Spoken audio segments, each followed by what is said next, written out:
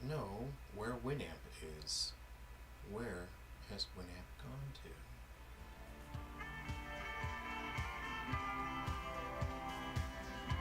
Here we go, it's off to the side here.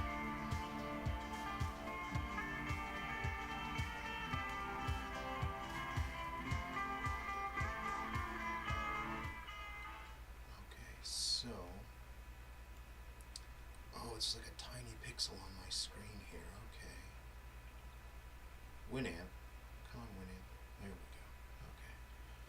Really funny, I opened Winamp, and then it just started in the smallest window you've ever seen. And it was just in the corner there. Hey everyone, good to see you. We are starting the stream. If you please just give me a moment to get things ready here. I have a couple different things set up. I'm trying to have the chat on screen.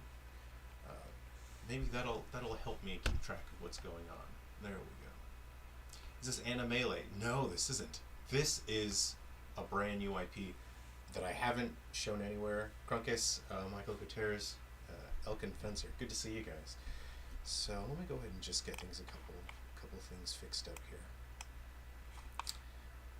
All right, so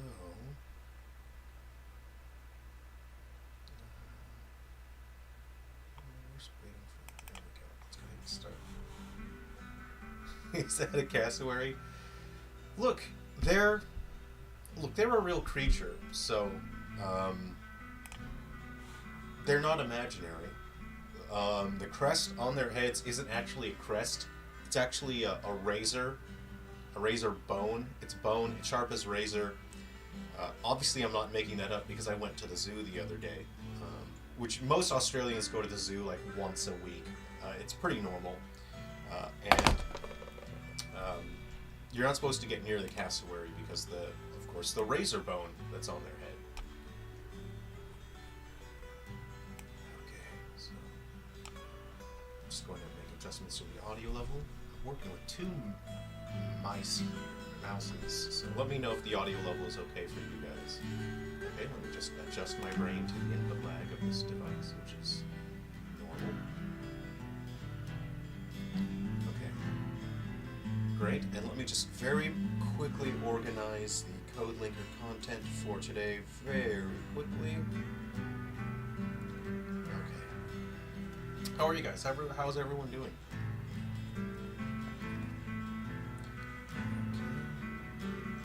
I'm just going to get these things set up here and give me a moment to organize the code linker content. Last week we distributed Karn, didn't we? Did you guys play through a Karn's story on Guardians and Metal Exterminators?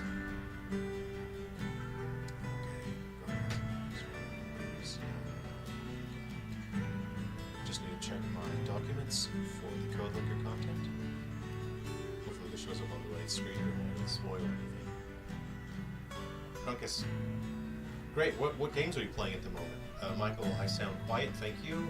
Okay, how about that? Is that better? What about now? Is that better?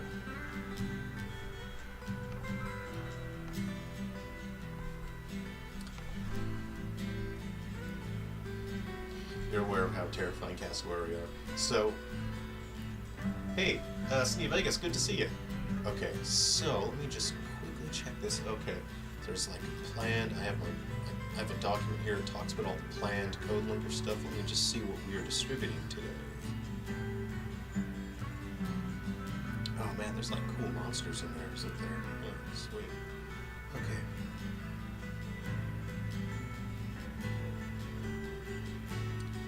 Let's see.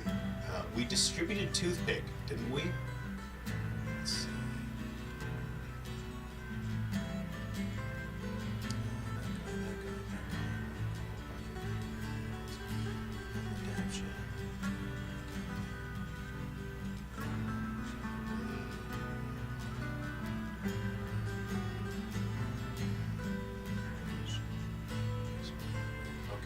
So today we are distributing. I'm just gonna have to open. I'm gonna have to open the project and have a look here real quick. Okay. What was that?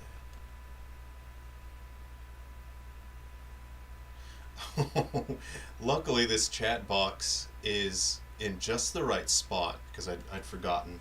There's like a folder or a text document back there that has some choice words for Unity.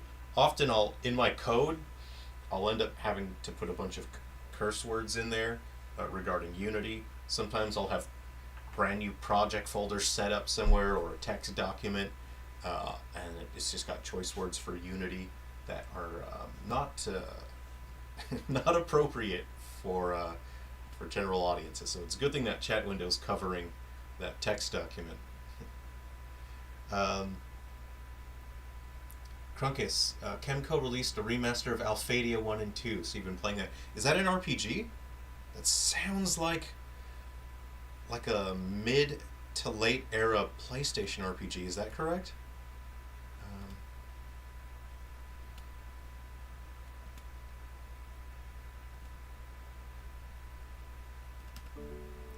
It's an RPG duology. You know what's a bummer is how many RPG series hit so strong during the PlayStation 1 era, and then they carried on, weakened a little bit in PlayStation 2, and then died. That's an interesting era of gameplay, and I would love to perform an analysis on exactly what happened during that era, the trends in the industry, because we lost a lot of franchises that were going strong. Was Wild Arms 5, was that on the PlayStation 2 or 3? I don't remember off the top of my head, but that's a real bummer that Wild Arms isn't still going strong. But I just saw a video for a Kickstarter, and that was sort of the spiritual successor, like the original composer is working on it. I don't know, that's kind of what I got from the comments of that video. Something like, I don't know, it sounded like Wild Arms, but with different words, as happens with spiritual successors.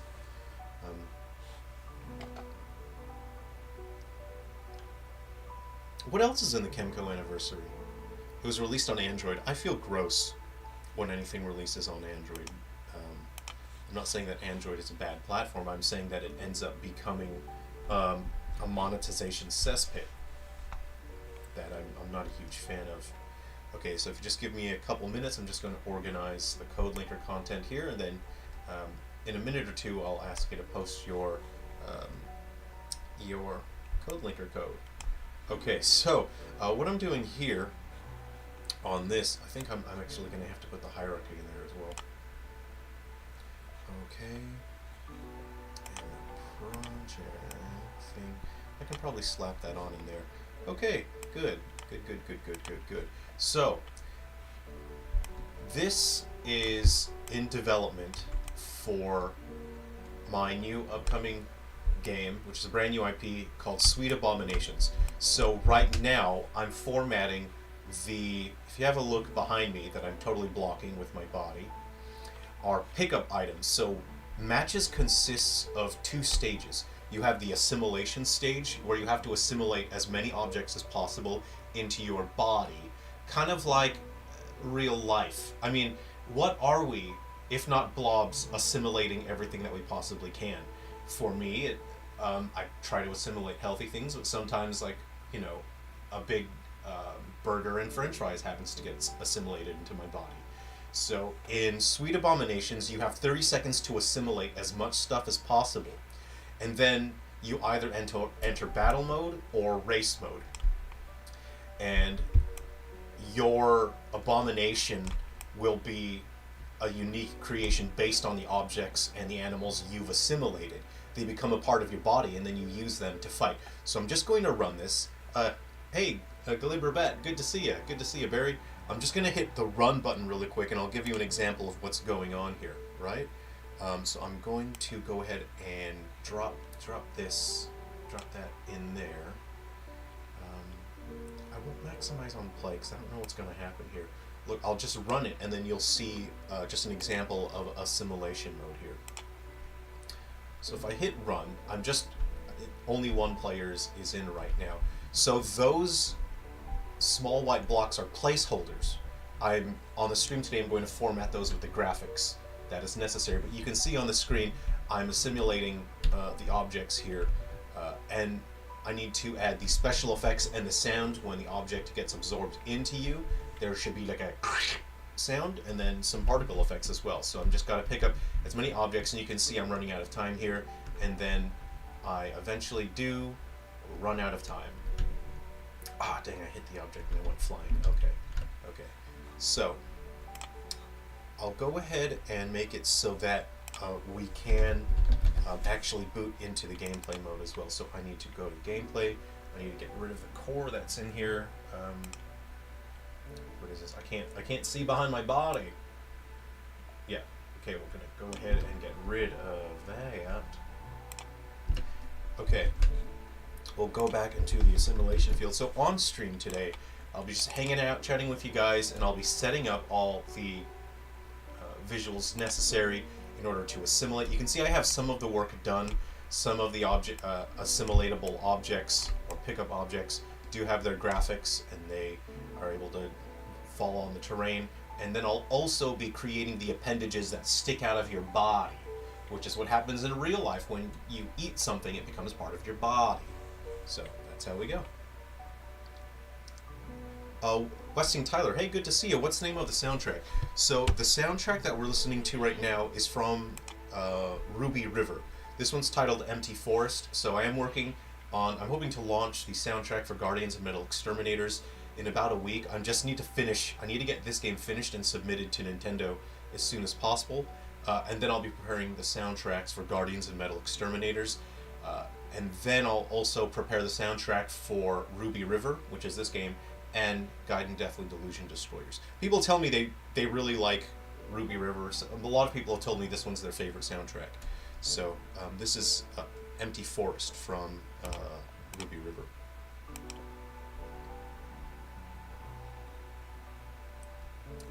Tummy Button Tim game came to visit again. What's Tummy Button Tim? What is that? Is that a reference? What is the charge for putting games on Switch? I heard there's good Switch tax. Those kind of things I'm not allowed to discuss. Those are things that are protected by Nintendo's NDA. But you know, I'm sure maybe you'll find someone reckless out there who doesn't care about the NDA. Maybe they'll tell you. So. Okay, let me have a quick look here.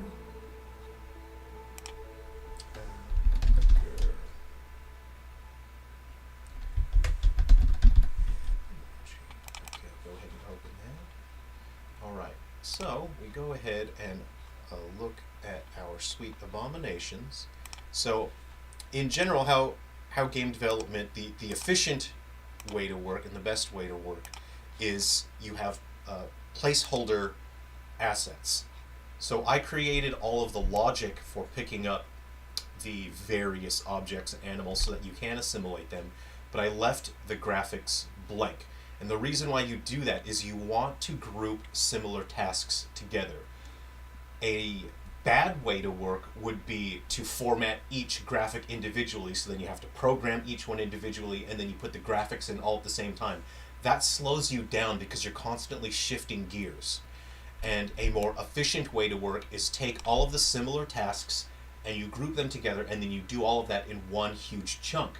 Because when you perform one task, you improve in your proficiency, and then you speed up being able to do that task. It's like you wouldn't make, say you have a village, right, in real life. You wouldn't make the baker bake one loaf of bread and then go out and collect people's garbage and then go out and water the crops. You wouldn't make the baker do that. You say, you go to the baker, you say, look, you're in charge of baking the bread, you do that, you focus on that, that's the only thing you do. Because if you're doing just one thing, you can do it more efficiently, and you can do it faster, and you can focus on doing it correctly.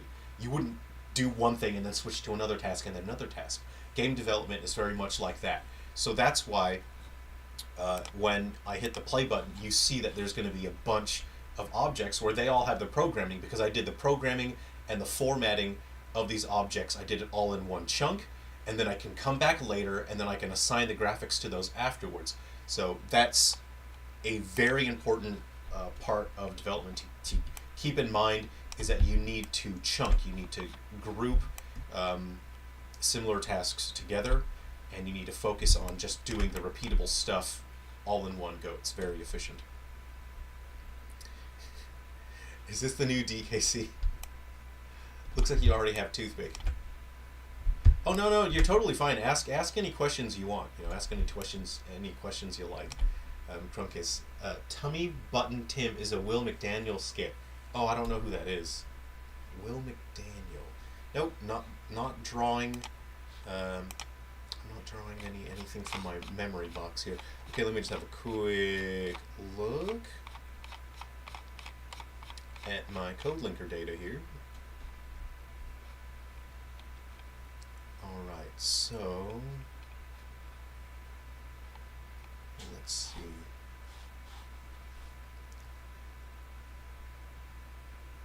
Okay, great. I've got one for you. Alright, folks. Today on Code Linker, we'll be distributing Headless. Headless is a fun monster, a cryptid. Okay, let me have a look. When are you announcing winners? By the way, I'll get to it as soon as I can, within the next day or two. Again, I need to get this finished and submitted to Nintendo like immediately. It's a little tense, which is why I'm dropping the ball a little bit on social media. Just hanging out and communicating, and then the contests I'm running behind. I've dropped the ball on that because I basically need to get this to Nintendo immediately, and then I need to start the Atari VCS version of this as well. So this will be on the Switch, and the VCS will be the priority. After I submit to both of those platforms, I'll be doing the Vita version, and then I'll be working on the Steam version. So there we go.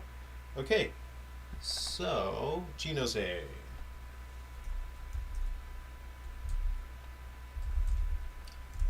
Let me get this to you here. NWNGT. Okay, great. And then Barry. Let me get the code in here. So this will be a fun new cryptid that we can play as RWKDH. Alright, what do we got? YEQYB. Great. Yes, Elkin Fencer, the giveaway is for Guardians of Metal Exterminators. Yes, that's right. Type your blue code into the chat, and then we'll get that on up in there. Okay, great. So, while we're waiting for that, so I think what's going on with Winamp is it's playing one track and then it's just sort of stopping there, which is kind of funny. I think I've clicked a button here. Let's see.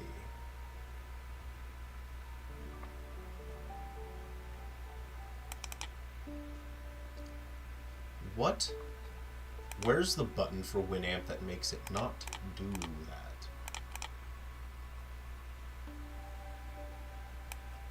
Look, Winamp, I don't really. I feel old, but I'm looking. I'm using Winamp Classic, right? Because I think it's cool. It's got a real vibe to it. It's tiny. This is so small. I can barely see what anything is on the UI, and I refuse to change it. I don't care if there's a better UI for this thing. It looks cool. It reminds me of 2002, so I'm going to keep using it. How old are you? I'm so old that I can't see what is on the Winamp UI. That's how old I am. Alright. Okay, so I'm actually going to do the work that I'm talking about. Let me go ahead and close this.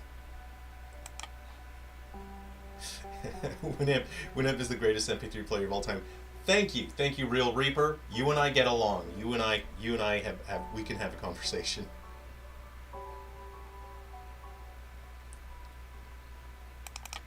So, alright, I'll show you how it works here. So, okay, I need to go to my next object now, and I'll show you how this works. Okay, so I'm going to hit the... What I will do... Okay, if I put the inspector on screen, I'll put it somewhere that won't get in the way. How about that? Yeah, let's put them there. We'll put them there. That way you can see what's going on. Okay, I like to hit the select button in my project. That lets me see my object. Okay, so you can see I have the crab here. The next is crocodile, so I need to format crocodile in here. So it's going to be, this is easy. Formatting my pickup objects is going to be easy, right? What's more challenging is to chop up the meshes so that they can grow out of your body. So you can't just stick a crocodile, coming out of a blob. You need to cut out a part of the crocodile's body so that you can format it for the graphics. So I'll go to my project where I know I have a crocodile. Let me just pick the croc that is lower resolution of 5000. So I need to come back later and optimize the models that I'm using, because the models I'm using are a little bit high poly count. They're high quality. I'm gonna drag and drop. That's not drag and drop. That's dragon, like the mythical creature. A dragon drop. So.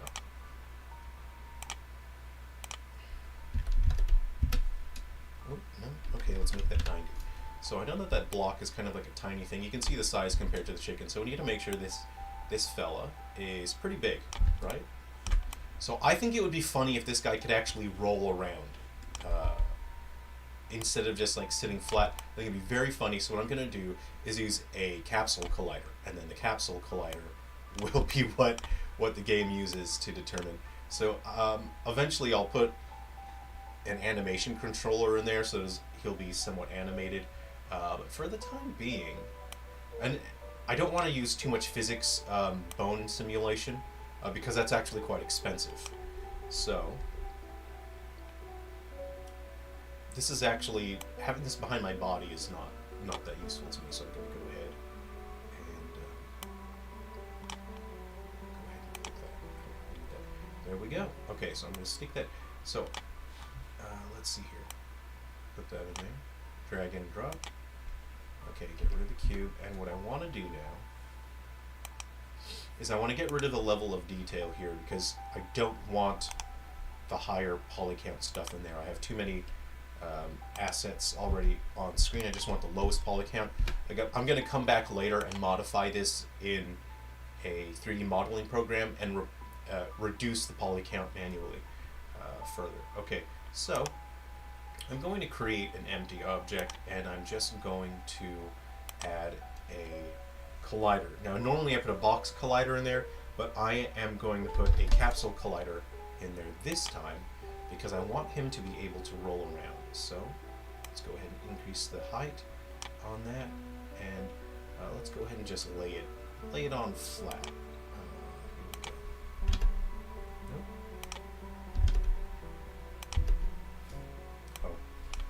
That's right.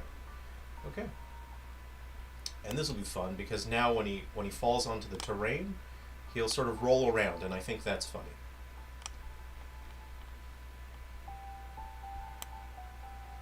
Okay, and that looks pretty good. So I'm setting it. This will be the collider for the character on the terrain. What I'm actually going to do is now copy this collider because we need. So this is what he uses to collide with a terrain. What I'm now going to do is add a collider so the player can interact with it and, of course, absorb it. I usually use a generic sphere collider, but because this is more of like a hot dog shaped creature, that's a technical term, I'm going to use this thing. Okay. There we go.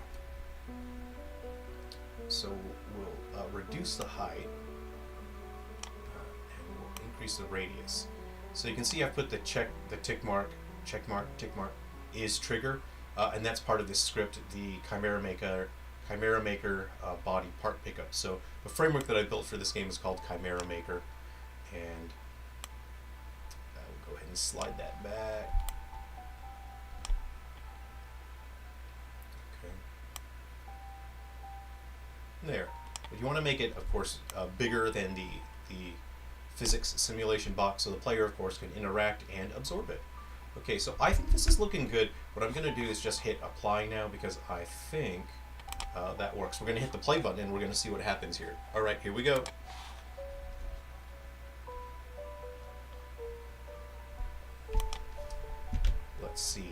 Oh, we got one that spawned over there. There he is. Yeah, he's doing it. He's doing it. This is exactly what I wanted. That's what I wanted. I wanted him to roll around like that. So let's see if I can absorb him. Yay, I did it. Okay, great. That guy works. We'll go on to the next one.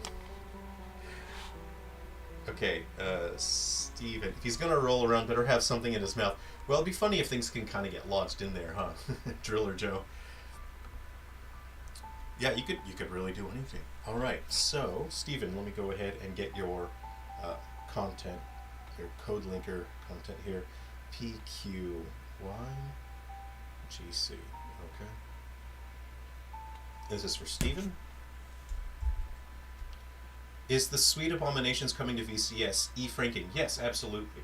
100%. I'll be bringing this to the VCS. Anything that I'm working on this year, at least this year, anything I'm working on that's not Silver Falls, I'm working on a version of the game for the VCS. Now, just to start out with, I'll be doing multi-platform games for the VCS. I'm not going to make an exclusive game for the VCS yet, and the reason being is I need to gauge how much, what kind of audience I have for selling games on the VCS. If my first 2 games that I launch on the VCS sell well, if it's significant numbers, then I will know how much time I can invest into creating exclusive Atari VCS games. If I only get like 100 games, like 100 units sold on the VCS, then I'll know, okay, I can't afford to spend 6 months making an exclusive VCS game. If I get like 100 sales on the VCS, I can maybe afford to spend like a week maximum making an exclusive VCS game. So I would see what I can make within a week. If I get a couple thousand units sold on the VCS, then I could probably afford to invest maybe 6 or 7 months making an Atari VCS exclusive title. So it really depends on how well Sweet Abomination goes, on how well Neon Starglide goes. I do want to make at least one free game for the VCS, and it's not going to be some small, cheap little thing. I want to make something good and something really fun, something robust, and bring that to the VCS for free, just to give people something really cool to do. If Sweet Abominations is 2-player local only, it might not sell much, as well as games with single player modes. This game has single player content as well, so there's stuff that you can do in single player. But it's 6 players local multiplayer, not 2. VCS players love leaderboards. I would look into that, but again, that's something that takes a fair amount of time to implement. Things like that, especially like online stuff, that takes a fair bit of time and investment in R&D to get right, because you can't just chuck things in there and have it be, poor quality. Things have to be good. And again, I need to gauge what the audience is on the VCS. If, I have no idea if I put a game on there, I have no idea how many units it'll move. So, and I'm in a position right now where I'm living paycheck to paycheck. So I've got to make sure that I'm constantly rolling out games, and I need to make sure that they're good. But I can't afford to stop working, and unfortunately, I don't have the leeway right now to just go and make whatever I want for whatever console. I need to make sure that I'm constantly earning money. And that's the brutal truth of independent game development and doing a solo game studio is, some people think, it's like a millionaire lifestyle and you're going to be rich. It's like, it's a job. It's basically any other job, like everyone else. You've got to clock in every day. You've got to put in brutal work hours, and sometimes often you're living paycheck to paycheck, but that's life, Okay, YWYTBW. That's why you often see independent game developers and solo game developers, you see their developer logs, and you see them getting more and more bitter and angry and exhausted, and you see people hit a breaking point where they realize their games are not selling well, and they've spent like 5,000 hours making this game, and it sold a handful of copies, and there's this kind of realization where you think, oh crap, I've jumped off into the deep end here, and I can't swim, and I'm too far from anything now. You see that look on a lot of independent developers, and I've seen it a lot where they're sort of checking in on YouTube, and you see, and I just feel terrible for people because they realize I've given absolutely everything in my life to this, and I'm barely getting any attention with my game. I'm barely selling anything, and that's why it's like you've got to focus on it. You've got to be able to make money somehow, you know, and you need to balance that with, are you still making something that you believe in? Are you adhering to your morals? And it's tough. It's a tough balancing act. Okay, we'll get to the next object. So we have our crocodile. Is the gator a player character or an enemy? So these are, I'll run it again. These are objects which you absorb. So this game's called Sweet Abominations. When you start a match, you have 30 seconds to absorb as much stuff as possible, and they become part of your body. So you can see these white blocks are placeholder graphics. I've done all the programming for them. So all the logic is there. What I'm doing today is putting the graphics in. So there's a bicycle. I'll pick that up. Here's an Anomalocharus. There is a burger maker. I'll pick up a gator. So you can see my stats are changing based on what I'm picking up. So much of the proficiency of this game comes from memorizing. You kind of learn which objects change which of your stats. So when you're playing and you want specific stats, then you'll know which objects to look for, and you have minimal time. You can also see the other players. You can see what objects they're assimilating, so you can try to counter them with whatever you're assimilating. You can see my dude's gotten significantly bigger now. I don't have any other enemies to fight because I've only checked in with one player. So you can see these white blocks are placeholder. So you see these blocks sticking out of my body now. These are what I've assimilated. Every button on the controller will activate one of those objects, one of those appendages. So what I'm doing on the stream is I'll be replacing those white blocks with the graphics that the game should have in the final version. And of course you can turn hazards on or off. They'll kind of ruin your day. You can try to hit the other people into the other objects. So they mix things up, but again, they're optional. You can turn the objects on or off.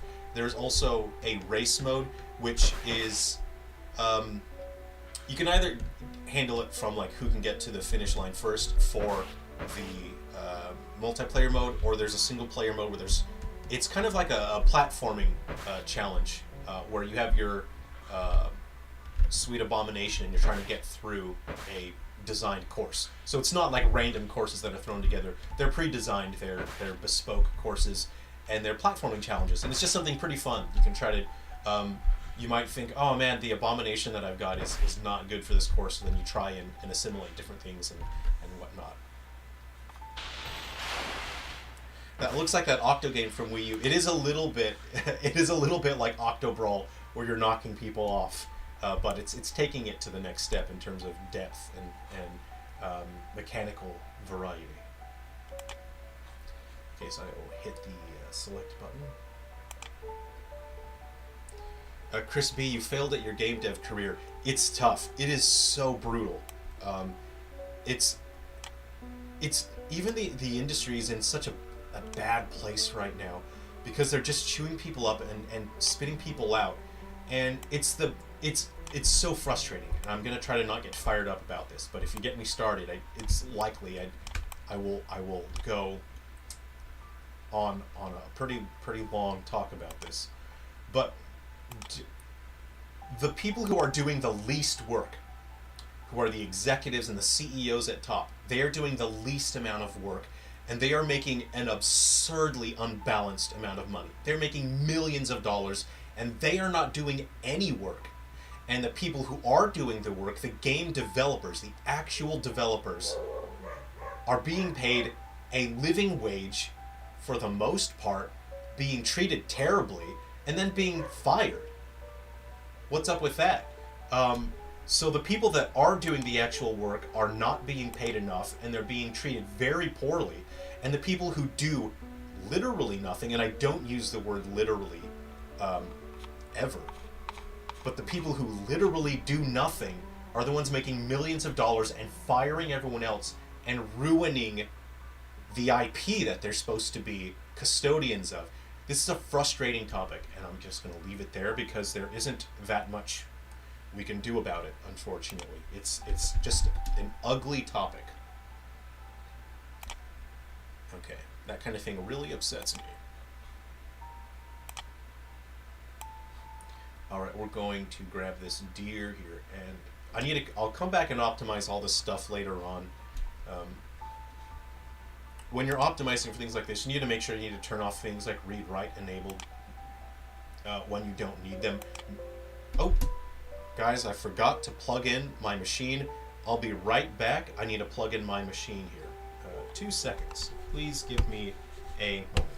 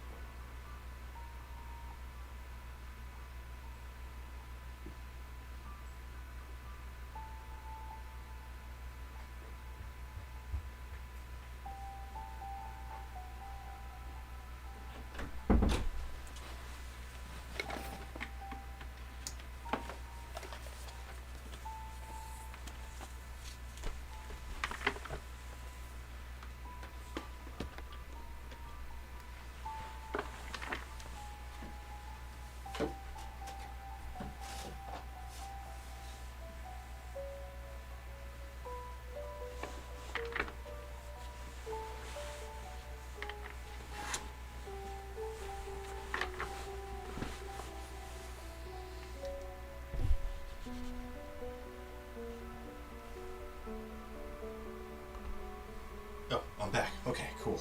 Cool. All right. Yeah, I love games from the Katamari Damacy era, and you're going to see my games for this year that are all my new IP are games that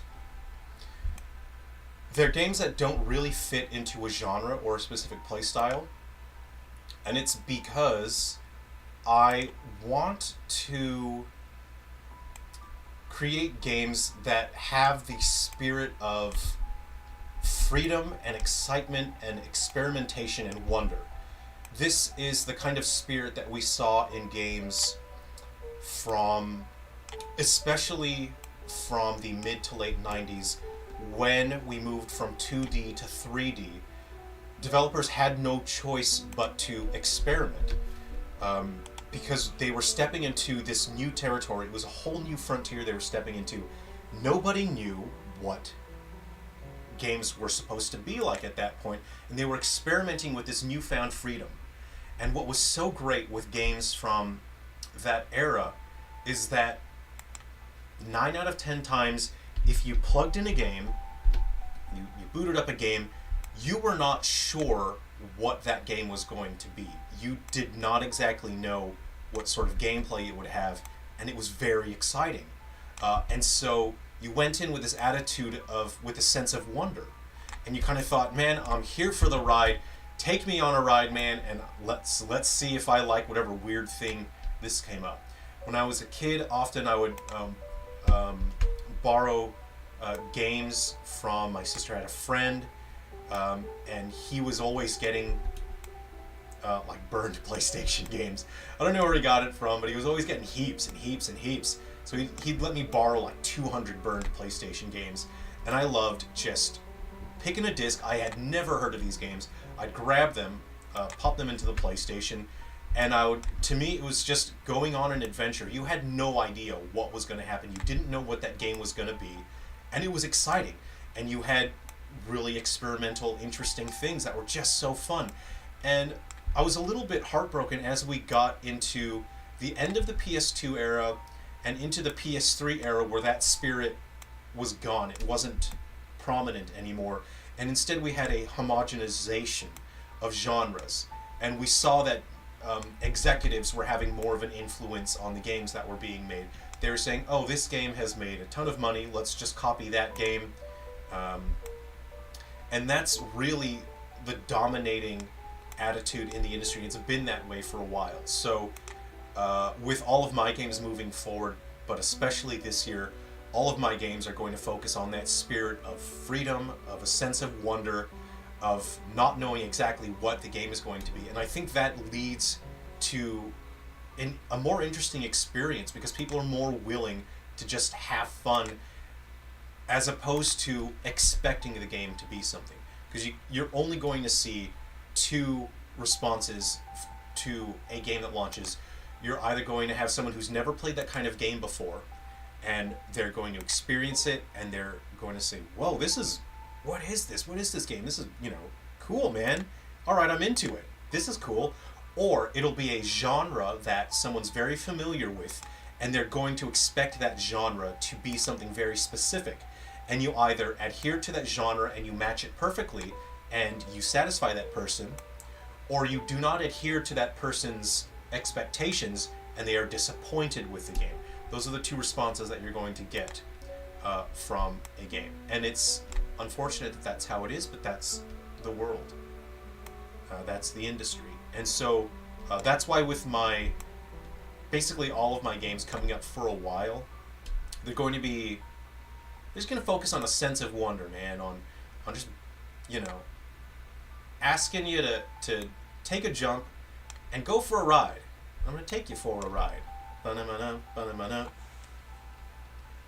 So, I apologize about the music. I have no idea why it's just playing one track repeatedly over and over again. Okay, let's go ahead and run this and see how it goes. You can battle AI single player. I am working on a form of battling either AI.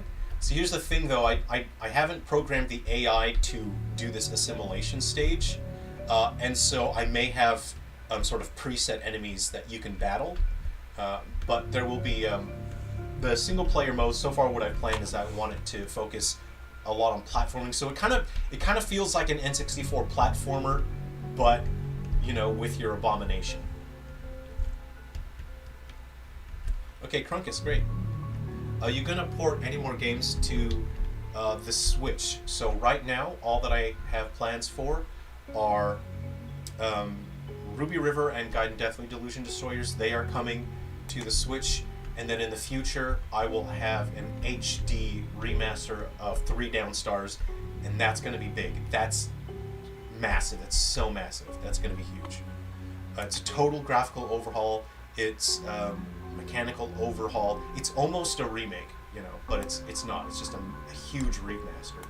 I had a hard time absorbing this deer, which is not a sentence I think I've ever said before, so I'm just going to go ahead and increase that.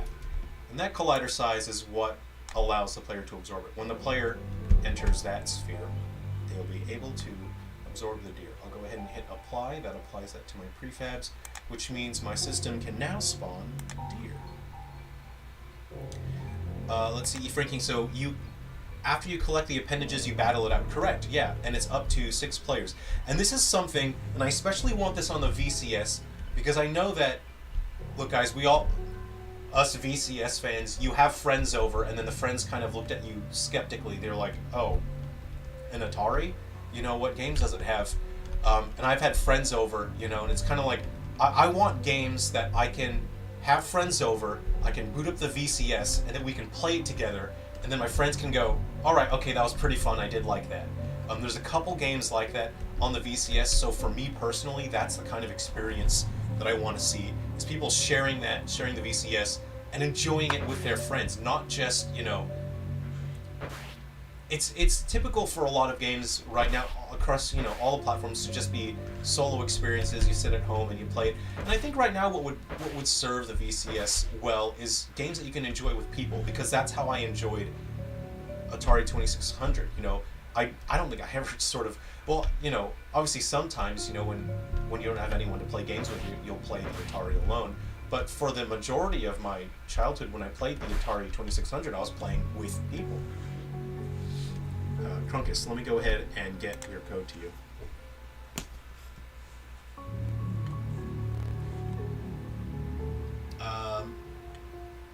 Michael Gutierrez, gotta buy your games for Switch. You gonna port Undertakers as well? I appreciate that. Thanks so much for the support.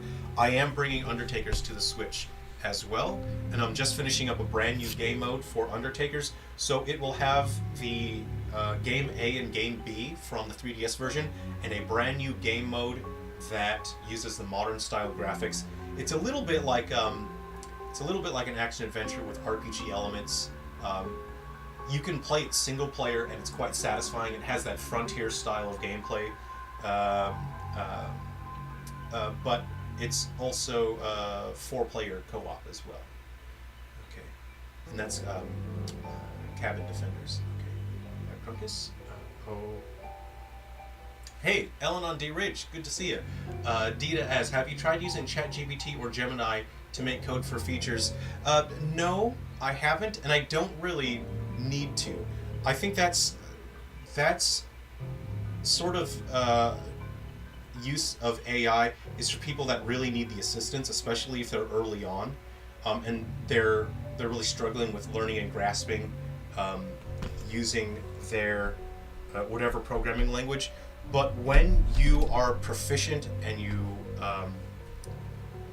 VNPFI, when you're proficient and you're really experienced, that use of AI would slow you down. That will not help you. I know for a fact that I can develop at a good speed. Look, I'm not bragging. I'm not tooting my horn here, but I can develop games at an absurdly fast rate, and that is because of my experience. That is because I learned to develop under extreme pressure. The hardship that I went through, the difficulty that I went through, the challenges that I faced allowed me to develop and grow as a designer, as a conceptualizer, as an actual programmer, as a developer, as an artist. If you rely on AI to do the work for you, you will not develop.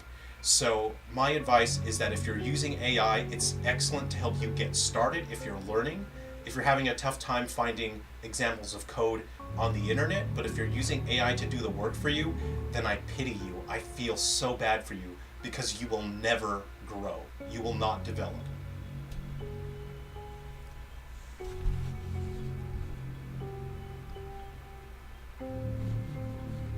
Sorry, I gotta scroll up. I'm trying to catch see if I missed anything. Driller Joe, you are most likely going to sell more games on the VCS. You won't get piled on with a bunch of filler. That's where I'm having a tough time on the Switch, is that unfortunately the Switch is flooded with trashware. In the past we've had shovelware, right? But at least they made a game. With shovelware they're making something. With trashware, we're seeing more and more in bad faith. In bad faith, people are taking like example tutorials from the Unity store. They're buying the tutorials, they're using the free tutorials, and then they're publishing them on the Switch store, on the Switch eShop. So that is trashware. There is no attempt to actually make a game experience. There is no attempt. It's trash. So there's so much trashware on the Switch, and unfortunately they flood the market, and it makes it difficult. You can spend a year or 2 years making what you think is the best game you can possibly make, and you probably will only sell a handful because now you're competing with a mountain of trashware. It's tough. It's a really tough situation to deal with. And I really hope Nintendo does something to address that for the upcoming platform. How many hours per week do you work? At the moment, I'm working 130. And that is not something that I would advise to anyone. But again, I have my personal reasons for putting in a high volume of hours. I really have about a year to make my business as successful as possible for personal reasons. And I discussed it last time on stream. And look, you're either driven to success and you aim to be the very best that you can be. And for me, it's a sense of, I want to see how good I can become. I want to see how strong I can become. I want to see how capable I can become and how far I can push my skills, because life is finite. I'm in my mid-30s now.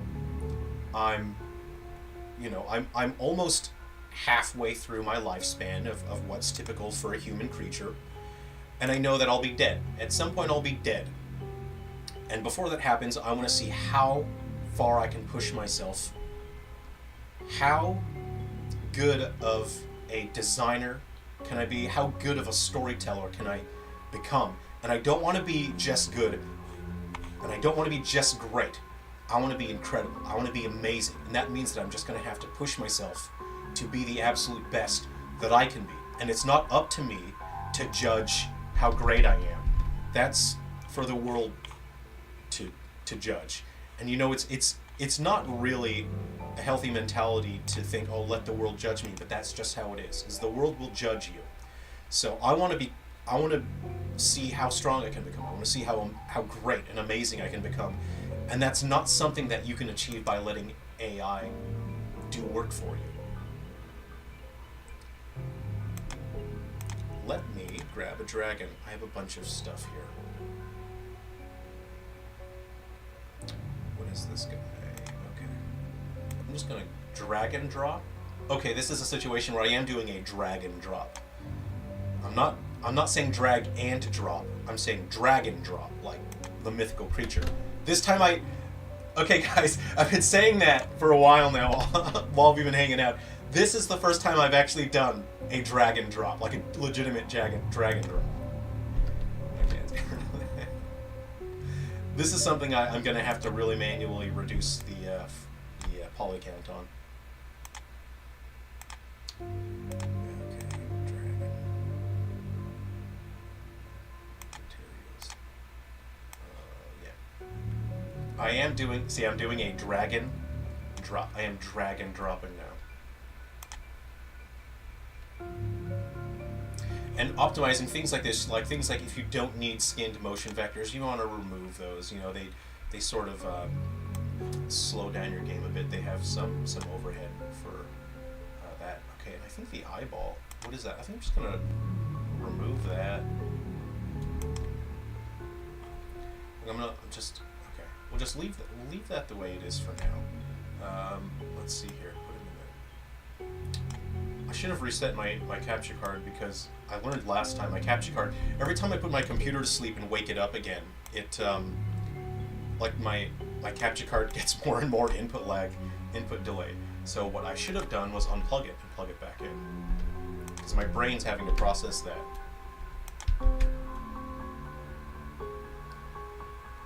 Crispy, you like AI? ChatGPT is your friend. I'm not saying it's bad. AI is a useful tool. We should be using it, but you will not develop. That is a procedural tool that does so much work that you won't be able to develop any ability by using AI. You're like Ash Ketchum. You want to be the very best, like no one ever was. Look, I think it's quite arrogant to call yourself the best, and that's not something that I ever want to aim for. But I want to be the best that I can be.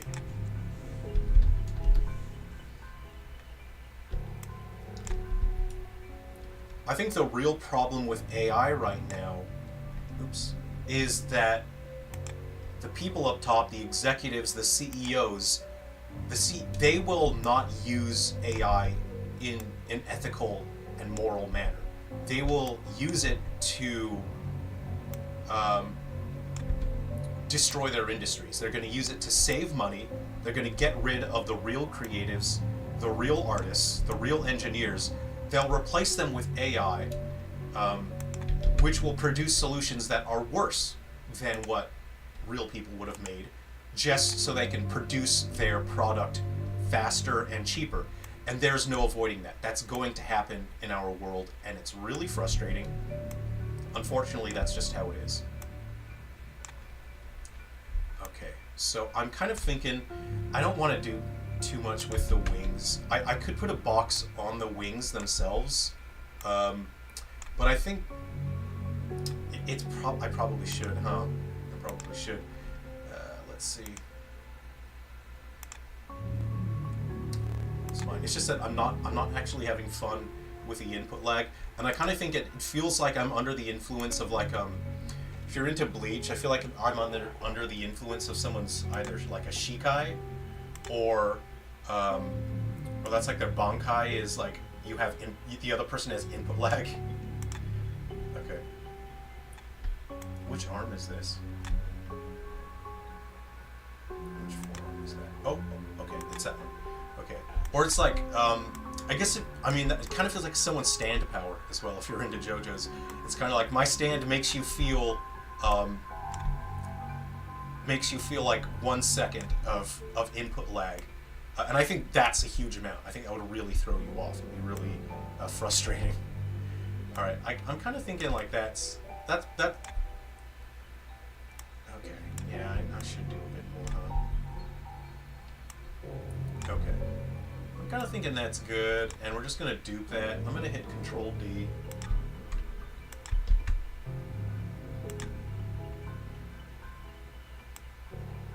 Okay, and I'll go ahead and put it over here.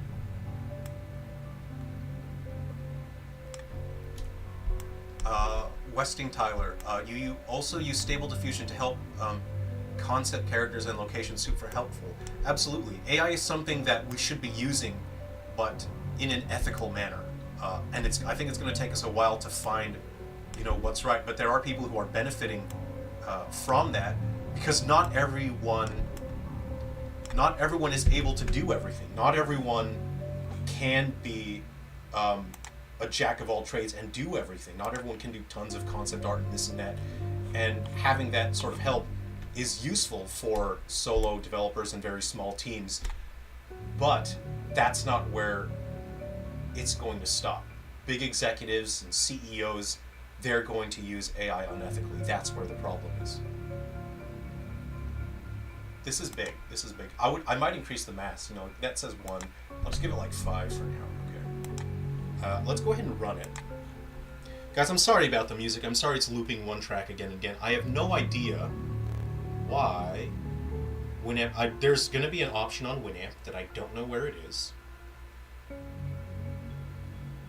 Let's see.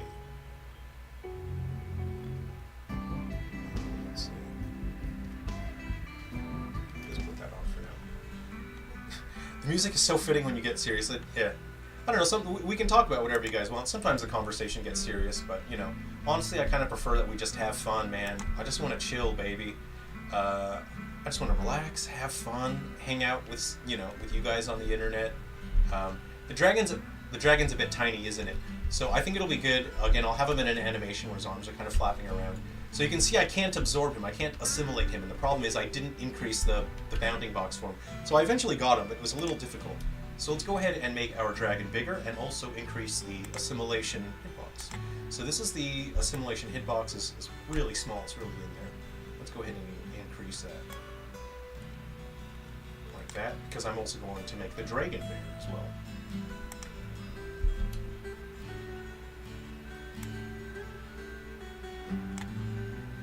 Alright, let's have a look there. Just a little bigger.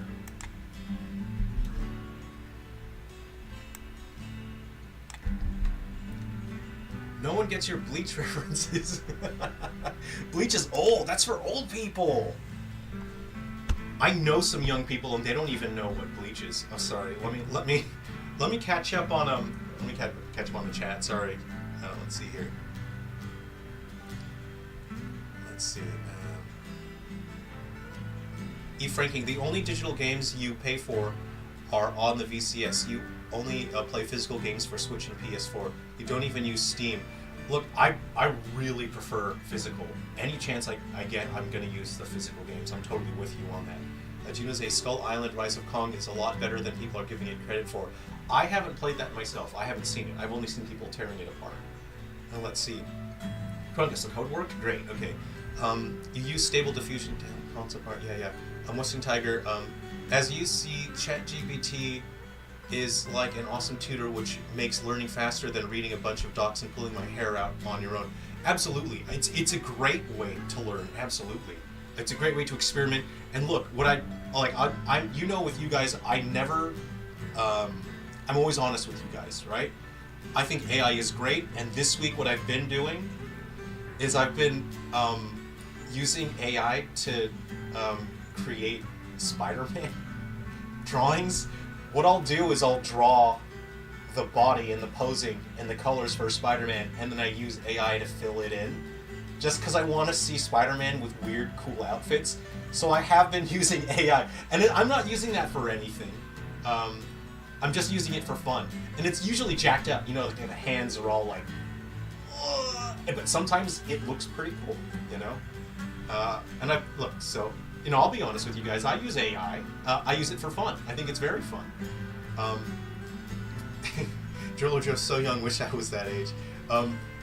I'm currently working on training AI with my art to create sprites for, I would say, like lower tier projects for me, because I'm creating games on KaiOS, but I can't afford to invest significant time on that. So what I'm doing is I'm training AI with my artwork so that I can draw simpler shapes and I don't do the shading or whatnot, and then train AI with my artwork and then let it fill in the rest of the art so that I have, like, say for example, battle sprites for monsters. So I don't have to spend, like 9 hours drawing a monster for a game on KaiOS, which is a small mobile platform that, is probably going to generate, like, through ad revenue, like $4 a month. I can't afford to spend 600 hours making an RPG like that. So that's where I'm using AI to train it with my artwork to then I can just create my monster designs, and I don't have to do all the shading, I don't have to do all the fur and all the texturing. I train AI to do that with my work. So I'm working on that now. That's not something that I want to use for my projects where artistic integrity is very important to me. At that point, everything's manual. But for the projects that are less important, lower priority, I'm starting to use AI, training it with my artwork. But I'm not 100% there yet, but I'm working on it. And it's important because AI is a procedural tool, and we've been using procedural tools in the game industry for a very long time now. This is just the next procedural tool. It's important that we figure out a way to use that in an ethical and moral way for productivity reasons.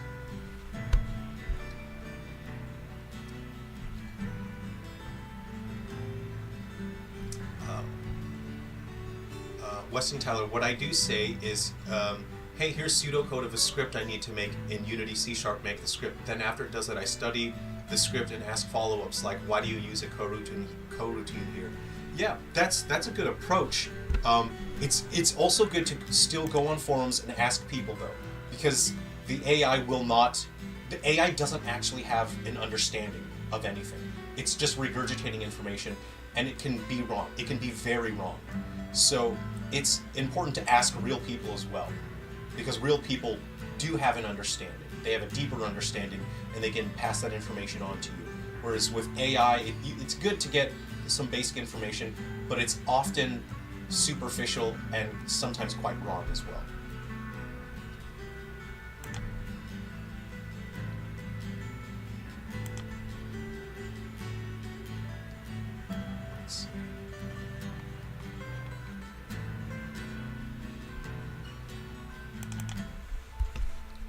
Alright, so we have our dragon. Our dragon works. Let's go to our next guy. Hope I'm not falling behind with the chat here. It should be under the shuffle button. So I have, okay, thanks. I'm gonna check that. Look, I'm gonna put it on the screen, and maybe we can all figure this out together, right? Because I had that on, I had it off. I've been toggling it, repeat on. It's staying on one track and then it stops. I thought there was like a button somewhere. What's this? No, those are just. Is it one of these things? Options. Let me hit that. What is that? Repeat, shuffle, repeat, shuffle. No, that doesn't. Here I am, like an old person. Oh no. Oh, can one of you young people tell me how to use my phone? I'm just gonna leave it. I'm just gonna leave it. I pushed a button. That's the problem. Your keyboards have hotkeys. I pushed a button and I ruined something. I ruined something pretty awful. Okay. I might grab the Guardians and Metal Exterminators soundtrack in a little bit and we can listen to that. Okay, so what's next? I'm gonna hit select here. We'll see what's next. Oh, I need to test that too. I need to test the dragon. Okay, we have a drum cymbal. Cool.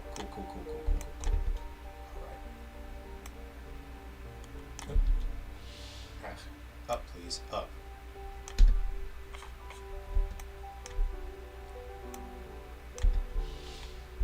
Okay, so I have a symbol in my assets here.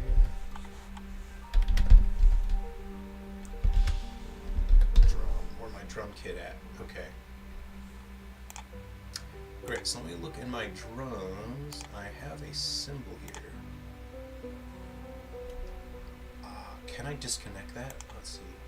There's a ride and that's a snare. Crash symbol. Okay, so I might have to open this in a model editor. And then again, I need to go through every single. I'll do it later because it's boring to look at, but I need to make sure read, write is removed because that sort of doubles your memory usage, having it read writable. You can have mesh compression on, which reduces size as well, so I want to make sure I turn that on. But again, you have to be really careful because Unity is kind of broken, and on some platforms, having mesh compression on or off actually will break your game and cause memory leakage, which is typical for Unity, you know. Bummer, you know. Okay, let me see if these meshes are already separated, or no, I'm going to have to separate this. Let me go ahead and open Maya. Okay, let's hang out and chat while I wait for Maya to open very slowly.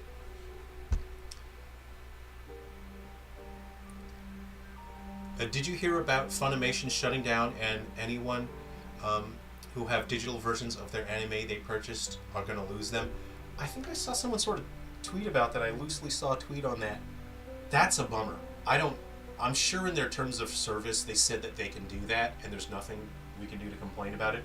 Which is, it sucks. That's really awful. And I think it's, I hope things like that, people see that and go, ooh, I'm not really a fan of digital. But the problem is digital is so prevalent in our lives, and it's so convenient. And physical media is just forcefully being taken out of our hands, you know?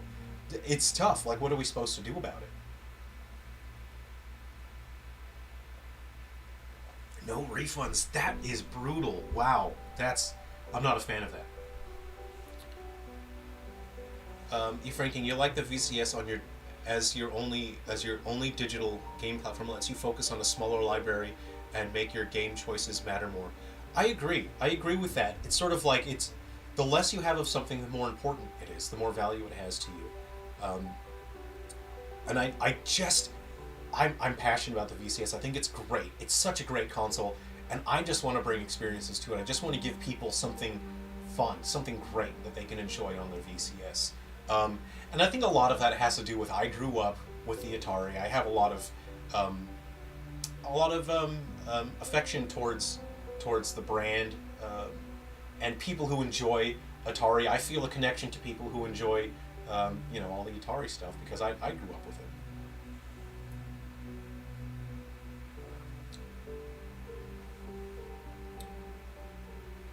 Even if used for experimentation, AI art can expand your brain a bit and give new inspiration. The act of doing things, it's the act of doing things that expands your artistic perspective. Let's see, is Bob Ross music? Do you train Loras with your artwork in Stable Diffusion? I'm trying a couple different things. I'm trying to see what's working best. I'm still very new to AI art.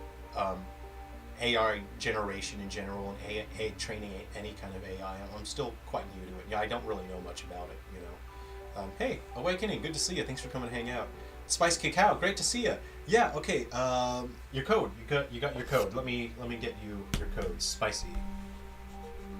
So these are assets. All of the graphics for the creatures and the objects. These are assets that I've purchased from the store. It's important to know when to spend your creative energy. My creative energy goes into my games that the creativity and the originality is extremely important. So right now, all of my creative energy is going into Silver Falls. That is exhaustible. That resource is exhaustible. And so for Sweet Abominations, the whole point of the game is you're taking objects and absorbing it. There isn't a point to me creating those objects myself. So these are objects that I have in my library. It's mainly stuff that I either made for other games or purchased from the asset store. So any of these animals, any of the dragons and stuff, that's stuff that artists who specialize in that stuff, I've purchased the assets from them. And the stuff that I've created for Sweet Abominations are the blob bodies. All right.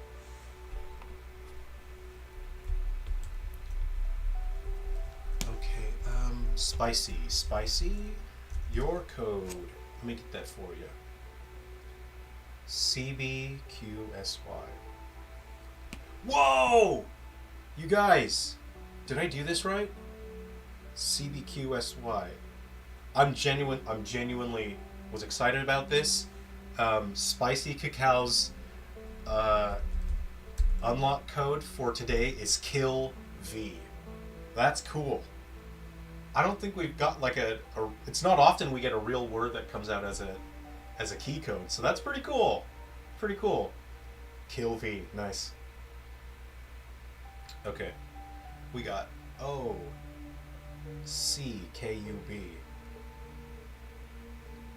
OCKUB, generate, okay. VJQNY. So this is for Snee Vegas.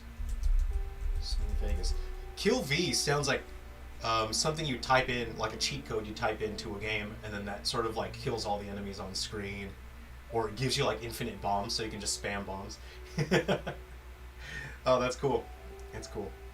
Alright, and Snee Vegas, there's your code as well. Weston Tyler, did you say where you got 3D models of animals? On Unity Asset Store. So any of the animals that you see here are from the Unity Asset Store. And there's some that come in packs. I think there's one that I paid like $70 for, which is...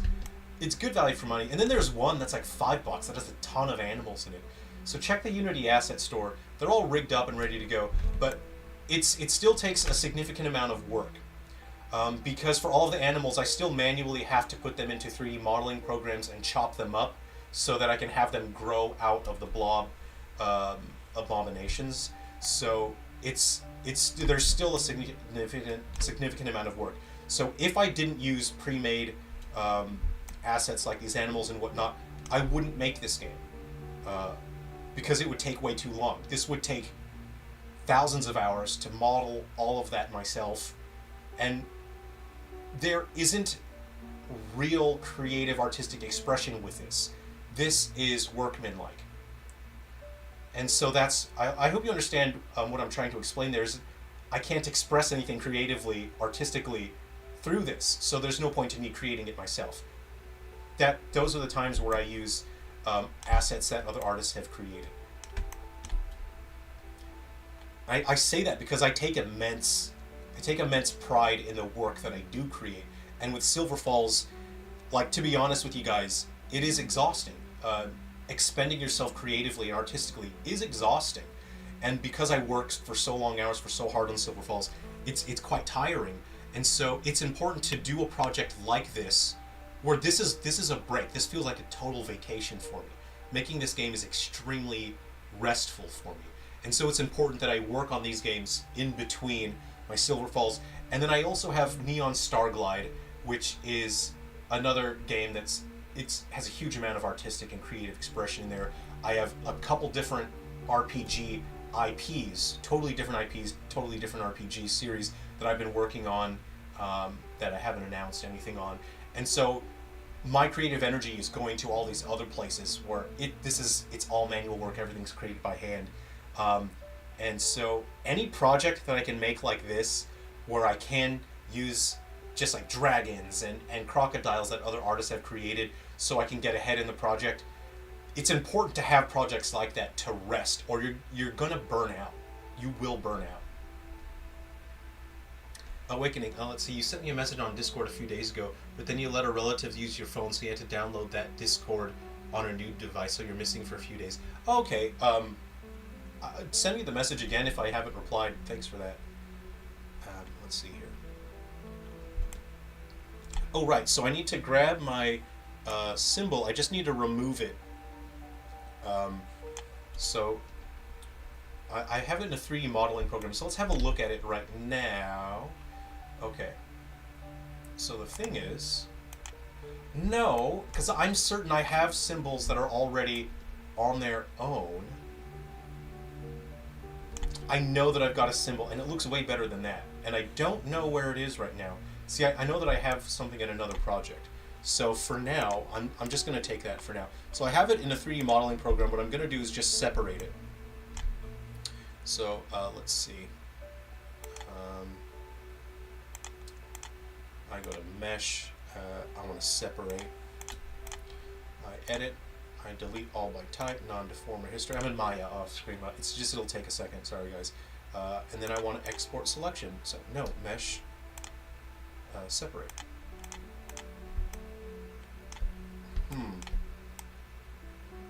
It's not separating, which is very irritating. And so it looks like I'm just gonna have to manually delete polygons. Face. Look, I'll put this on screen so you guys can see what I'm doing. Look, I went object separate and it didn't separate the meshes, which is a little irritating. So now I'm gonna have to just. Oh, you know, because there's level of detail. There's level of detail here. That's what's going on. Okay, let me just. Of course there is. Boy, this input lag is. Whew. That would be okay. Look, if I was a bad person, then my either stand power or my bleach power, my Shikai or whatever, then I think I would. I'm not saying I would in real life, because I'd have better options. But if I was a bad person, then I would pick giving someone like 1 second of input delay, because a friend of mine that I play Smash with is getting better than me, and I don't have a lot of time to practice because I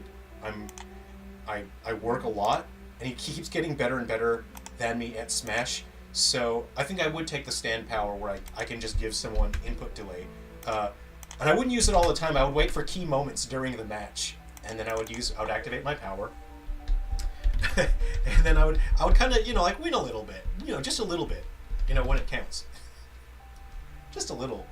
I spelled symbol wrong. I'm busy talking, and I spelled symbol with an S, didn't I? Okay. All right. So you can see I've separated. I've exported it. There we go. All right. Let's see. Okay. I'll take that out of there. Yeah. Okay. But see, it's really far from my cube. My cube shows me where my base is. Oh, it's not that far. Okay. We will go ahead and bring that there. I'll fix this. I'll use this as a placeholder because I know that I've got a much better one somewhere else where the metal properly looks. That's not right. That's not the right material for that. Let me just have a look at my material list here.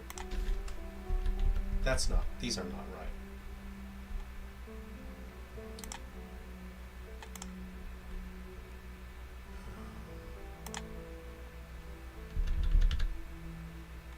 These are not right. Anyway, I'm gonna leave that for now. That's a symbol. Okay. So I'm gonna delete the cube, and then what I will do is actually use a mesh collider on this guy, so he's perfectly sort of collides quite well. And it's important for these things. You turn on convex. If you don't do that, it has a huge memory implication. It can cause issues. Has a bigger memory overhead. So it's good to have that convex on there.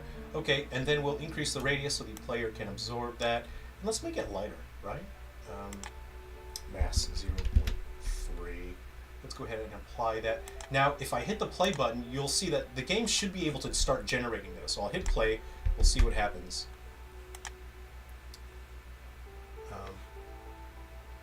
Awakening. If you got stuck in a desert island and could only have one instrument and one gaming console and one type of food, I'd say only one game, but that might be harsh. Look, it's...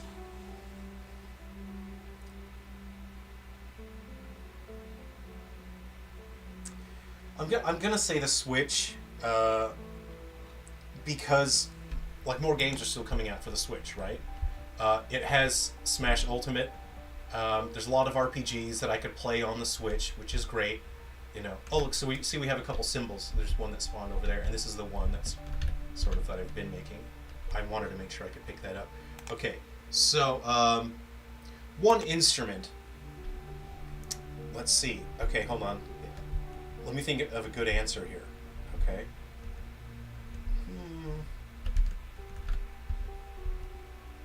Okay.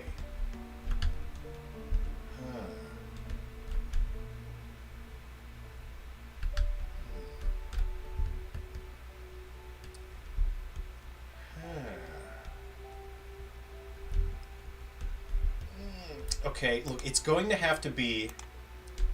Let's see.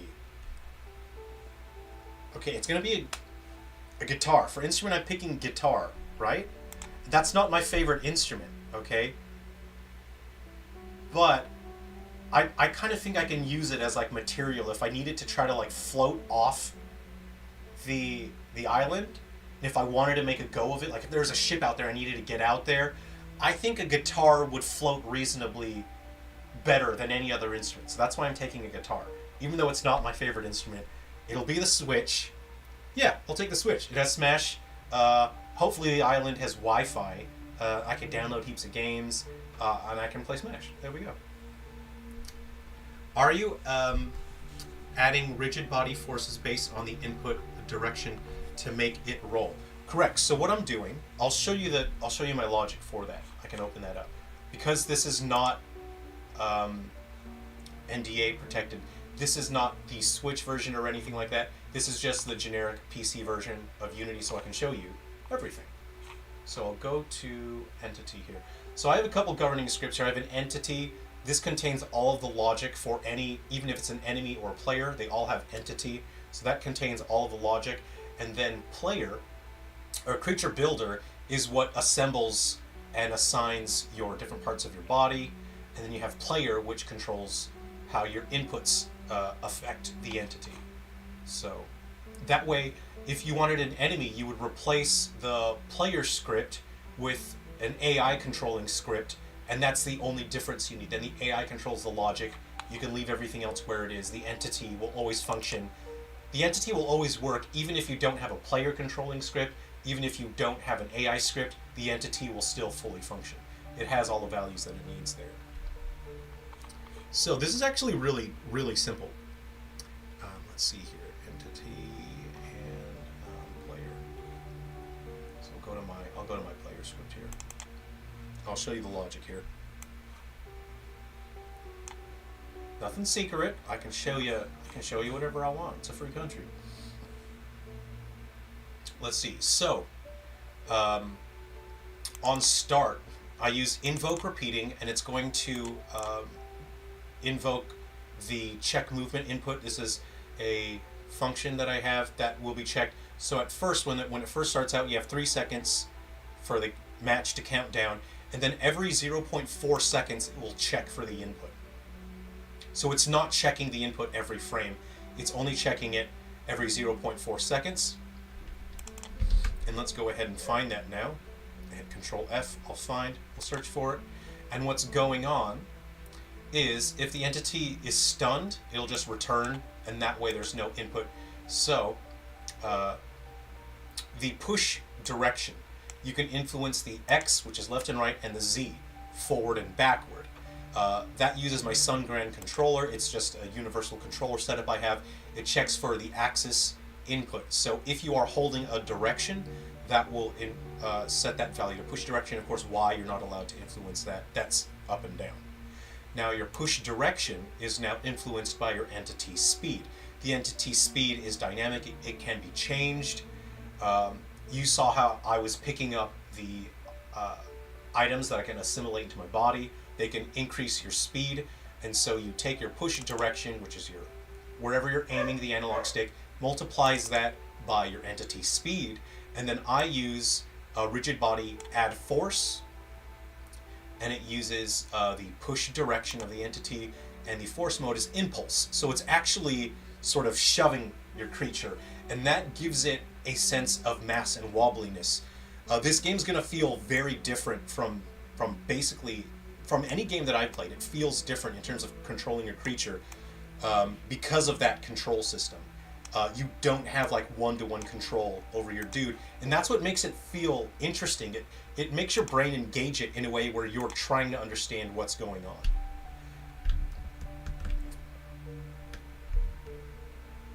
And also, if your character has low speed, that's what makes them feel a little sluggish. Okay, great. Great. Let's get to our next object. So I was able to absorb those things. I was able to absorb them just fine. Hey, Light. Hey, good to see you. Thanks for coming and hang out on the stream.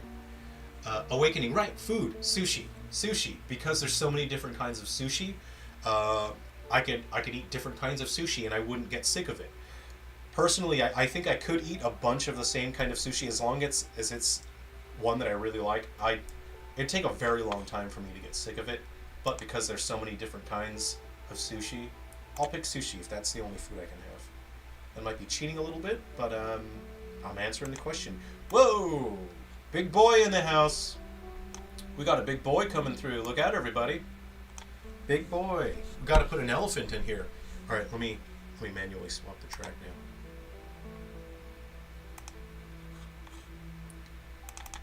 All right, let's get an elephant in here. Elephant, lion, elephant, shaku, tiger. Okay. Let's see, I've got an African elephant. Animations. We'll do another drag and drop. All right, and again, I'm going to come back to everything, of course.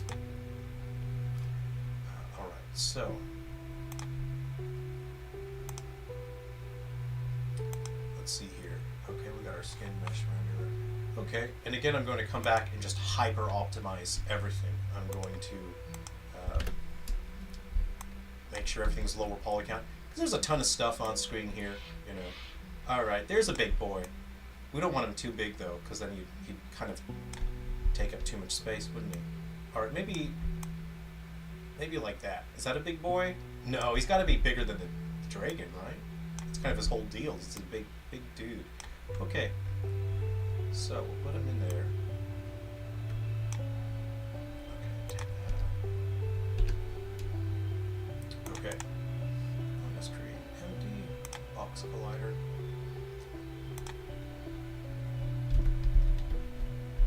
If the Switch had more CPU, because you use CPU for the bone physics simulations, if the Switch had significantly stronger CPU, I would just put bone simulations on this guy. I wouldn't worry about animations, and I would let the bones use physics simulation. But because that puts a huge strain on the Switch, I won't do that. It doesn't really make a difference. It doesn't make any difference in gameplay, really. It's just more aesthetic, and it saves me having to create an animation controller for the animals. Okay. I'm pressing Control D to duplicate. It's a pretty convenient tool. Okay, let's put it in a box like that. It's his trunk. Let's. No, because he's going to be animated. His trunk's going to be moving around, so we'll leave it. Okay. On mass, let's go ahead and just put that up to 10. And we need to make sure that we can absorb him, so we need to increase the radius a fair bit. There we go. And I'm kind of thinking maybe we move that down a little bit. How about that?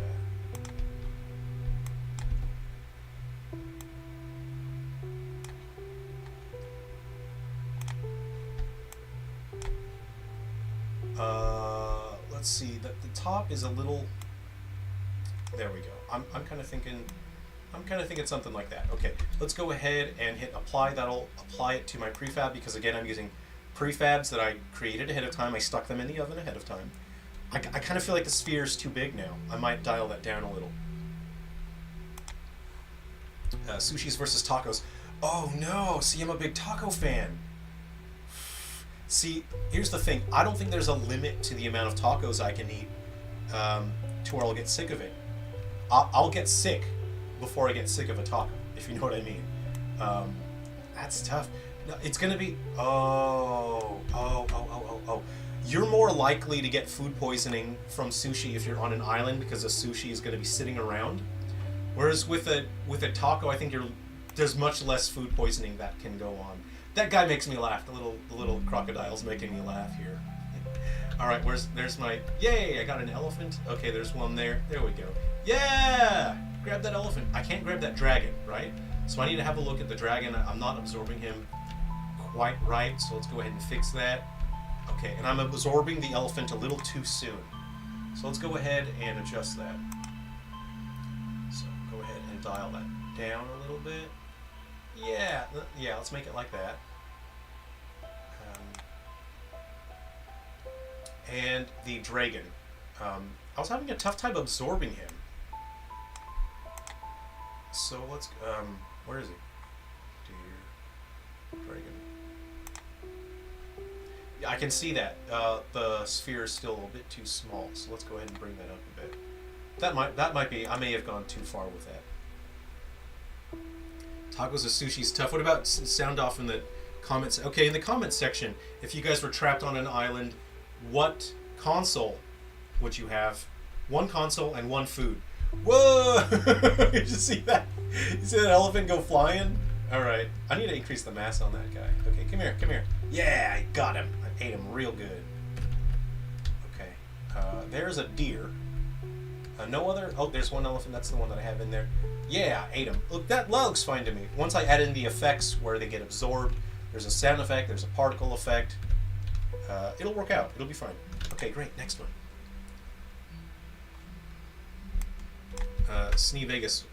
When you were dating your wife back in the day, her dad got mad at me because they spent so much money making me tacos. Your record is 14. Fist bump right here. You and I can get along. We're going out. We're going out for taco dinner. My stomach is not as good, so 6 is my limit nowadays. I hear you. I hear you. I hear you. When you're younger, you have a free pass when it comes to your metabolism. I'm more careful these days. You know, it kind of sucks. I think 6 might be my limit as well. I'm gonna put this out there. I don't know if this is a hot take or not. This might be a hot take. Jack in the Box tacos, 2 for $1.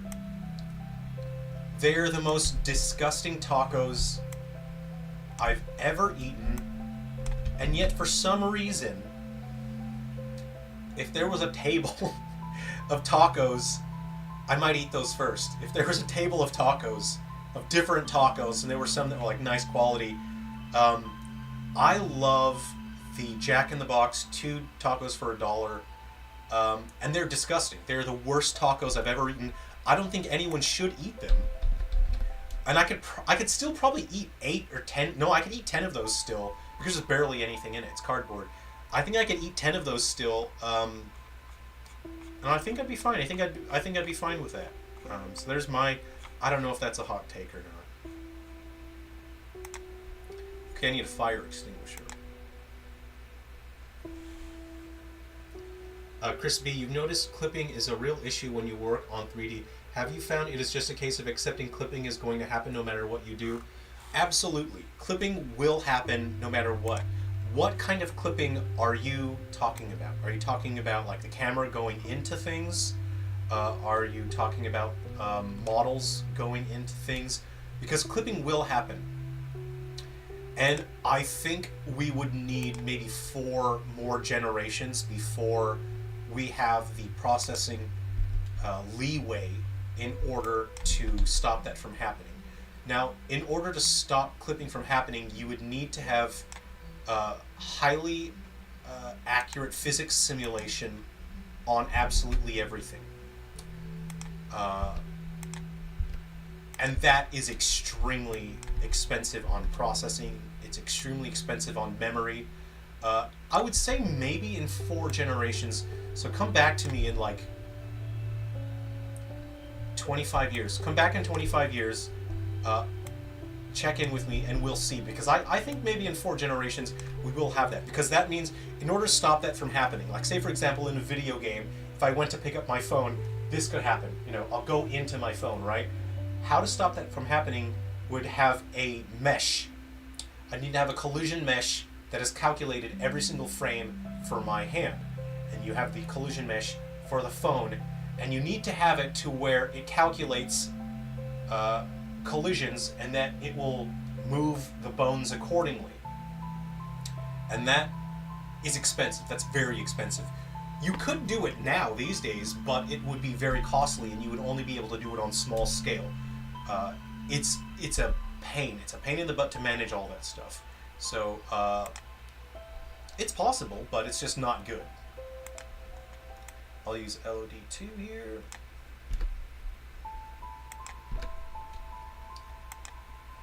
Gino's a hot take. All Jack in the Box food is barely edible, but I'll eat it anyway. Yeah, I'll agree with that 100%. I'll agree with that. I'll second that. Will anyone, is it a yay or a nay? I'm gonna second that. If in the chat we can get a yay or a nay. What was I gonna do? This is a capsule. Okay. Let's spell that.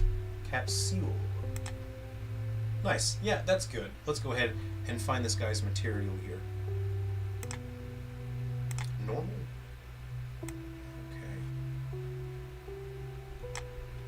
And again, I'm going to do all of the optimizing later on. None of this stuff is optimized right now, so I would not just deploy this to the Switch as it is right now because it would be awful. It would be horrendous.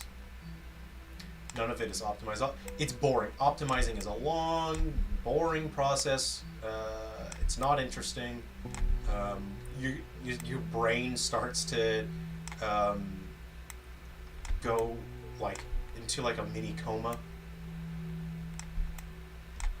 All right, cool.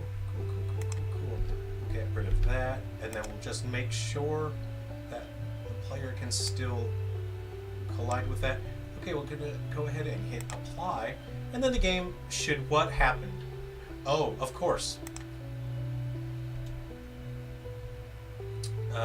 It's looking for that.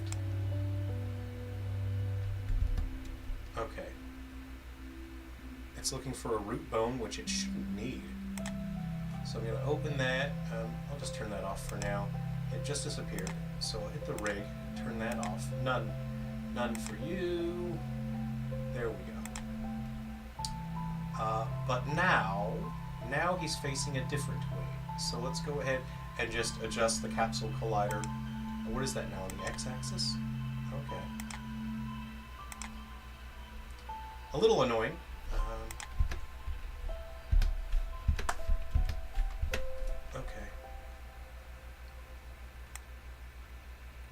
Okay, very good.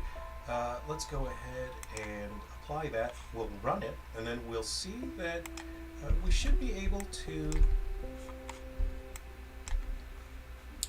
see some fire extinguishers now.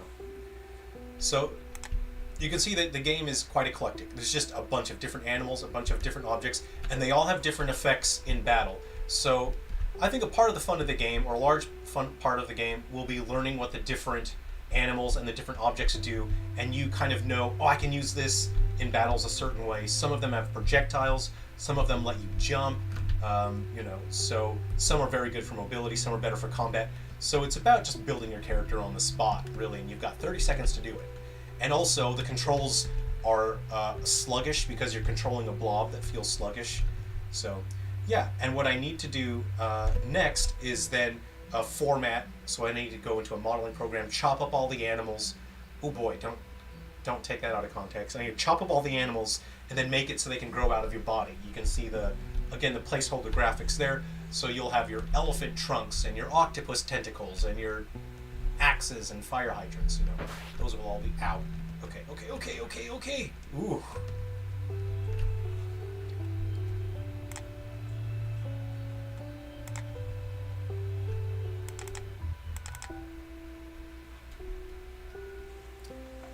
Crispy, so when we are 60 or so, lol. Yeah, when we're 60, check in, and I think we'll have solved clipping by then. I think clipping won't be a big problem. Hey, how's it going? Thanks for coming to hang out. Are there any fast food chains in Australia that are a must-eat when visiting?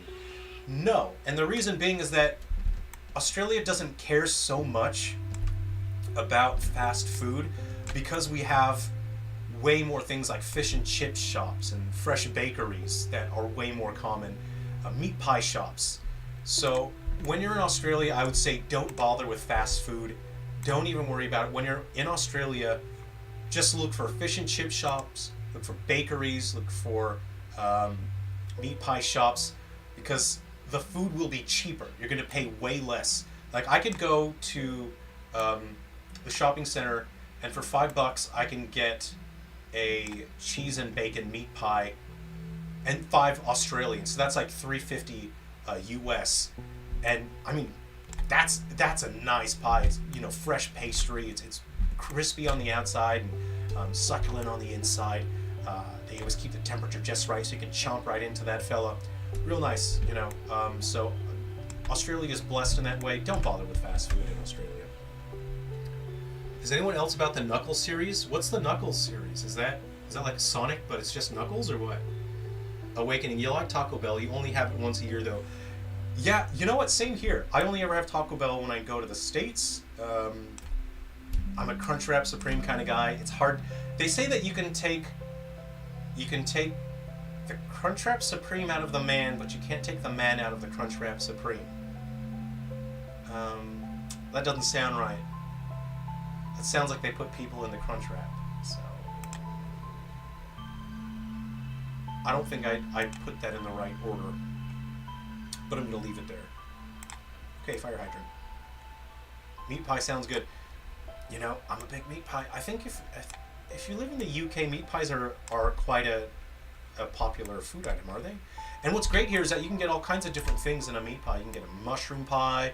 You can get some places that'll put mashed potato and gravy on top. That's good eating. Hydrant. Okay, let's get a fire hydrant in here.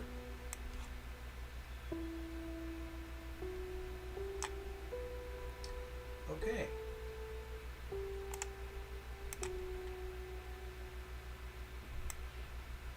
And I'm working slower, again, because the effects of my stand are currently active to where there's like a half-second input delay on the capture card. What I should do is just unplug the capture card, plug it back in, because that actually does fix it. So I'm actually going to do that now, because it's actually starting to irritate me. 1 second here. What is it? Is it this one? Is it this one? No, it's not. It's not that one. Okay, it must be this one. This guy here. Unplug. Right? Ah, that was a little clumsy. So I'm kind of thinking, like, any second now. Okay, so the screen's sort of like locked, right? Okay, so any second now. Yep.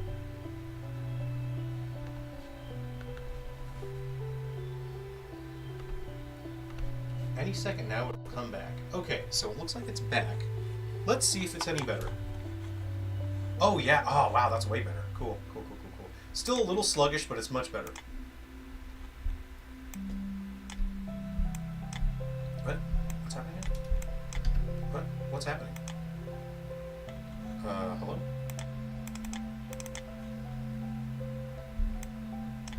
Hello?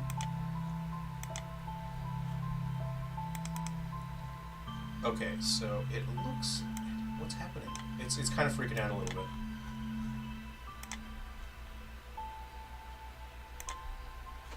Okay. Are we back now? Now are we back? Okay. Okay, cool. So let's see, the hydrant is there. What I'm actually gonna do, I'm just gonna like make it a little easier on myself. I'm just gonna put a capsule collider on here. Okay. A capsule collider. Okay. Let's get them the right size. I kind of think it... Oh, no! You can see the inside of it. I'll fix that later. I'll just manually fix it. You know what? I'm gonna be like a... I'm gonna be a bad game developer here, and I'm just gonna like... I'll show... Okay, hold on. I'm gonna be a bad game developer, and then I'm gonna leave it in here. So this will be like a little... There's like 10 people in the chat here. This will be a secret between me and you guys. No one else will know about this. A good game developer would like just fill that in. They would open it in a modeling program. I'm gonna save myself like 30 seconds worth of work. I'm gonna create a 3D object. I'm gonna create a sphere. Don't tell anyone. Don't tell your mother. Okay, guys.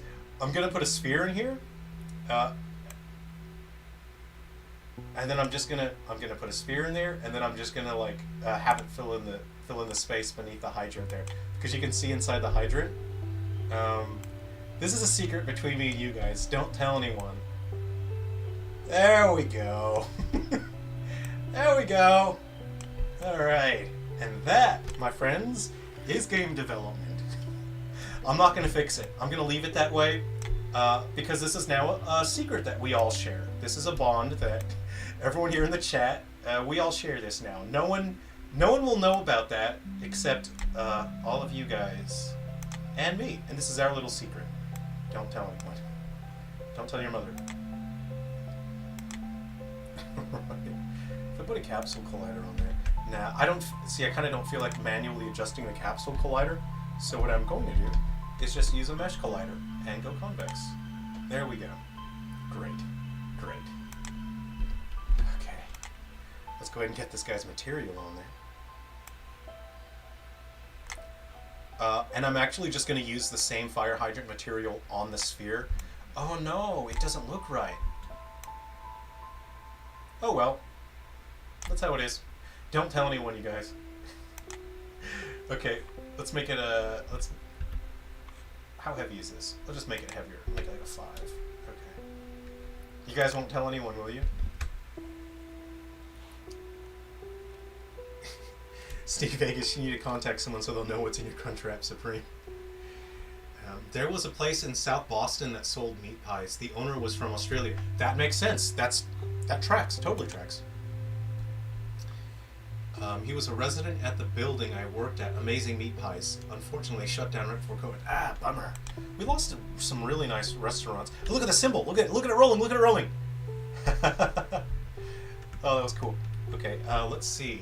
The fire hydrant. There it is. Look, you wouldn't guess, right? It's just normal. It's just a normal fire hydrant that definitely isn't janky. It's not a janky fire hydrant. Is there another one? Let's see if we can find another one. Is that one? No, that's not it. Okay, so the game didn't spawn another hydrant this time. That's a chainsaw. Okay. You had to get there early because he sold out every day by like 1. There is, yeah, that happens here in Australia. There's a couple of meat pie places. I think by like noon they sell out. So yeah, similar situation. I might make it a little bigger just so you can see a little more. And the radius. There we go. That's it. Okay. That's game development, baby.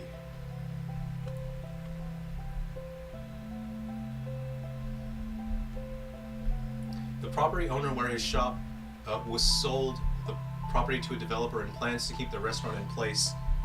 Oh, they fell through. Bummer. A meal for $3.50? Wouldn't that be amazing here in the U.S.? Hey, Jason, good to see you. You rarely eat fast food, so you didn't know this until last week. But at McDonald's, a Big Mac meal is like $15. I was really disappointed last year when I was sort of adventuring around the States. Ooh, food was expensive. Even fast food was very expensive. And of course, I don't mind the 2 tacos for $1 from Jack in the Box. Or is it like $1.49 these days? I don't actually remember. It's barely legally food.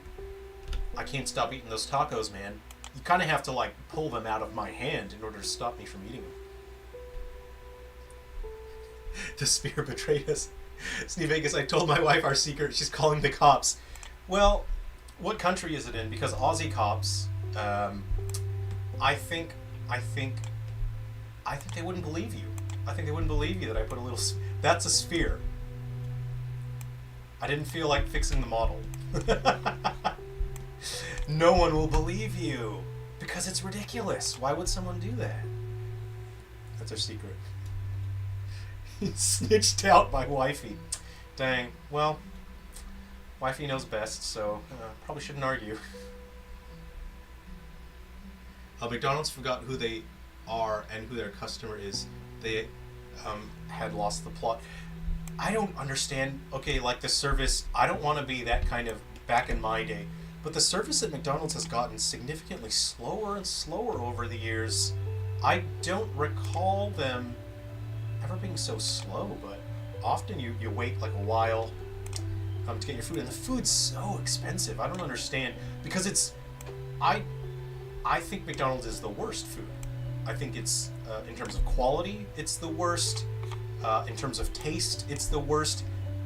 When it's in my mouth, it doesn't feel like food. Like you know when you have food in your mouth, and your brain will go, "Hey, you're eating something." You know, your brain knows. When I have McDonald's in my mouth, my brain doesn't have that. My brain won't do it. So there has to be something wrong. Okay, what kind of fish? Perch. All right, let's put a fish in there. Stick a fish in there. Hey, Silver Sonic, good to see you. I'm working on our next game. This is Sweet Abominations. So I'm just working on all the objects that you can absorb, and they can become a part of your body. And this one, the fish just becomes a part of your body. Oh, you know what? Let's do a test, right? Okay, so you guys, someone in the chat, you guys can pick which animal should I do first. Pick an animal that you can see here, and I'll format it so it can show up in the body, and then we'll test what it looks like when it's attached and it's one of your appendages. So sound off in the chat. You guys pick one of the animals. That'll be the first one we test, because I still haven't set it up yet.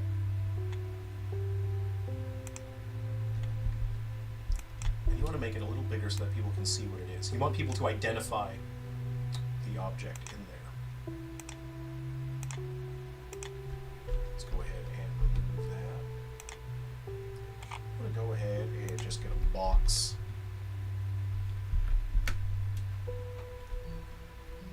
Okay, it didn't really like that. I'll just manually do a box.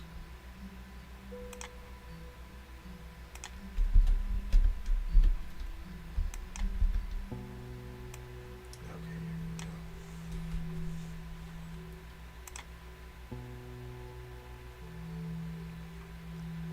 Let's, let me know if the music's... Is the music too loud now? I might just dial it down a little bit. Okay. Oh, he's a little off center, isn't he? Okay, fishy.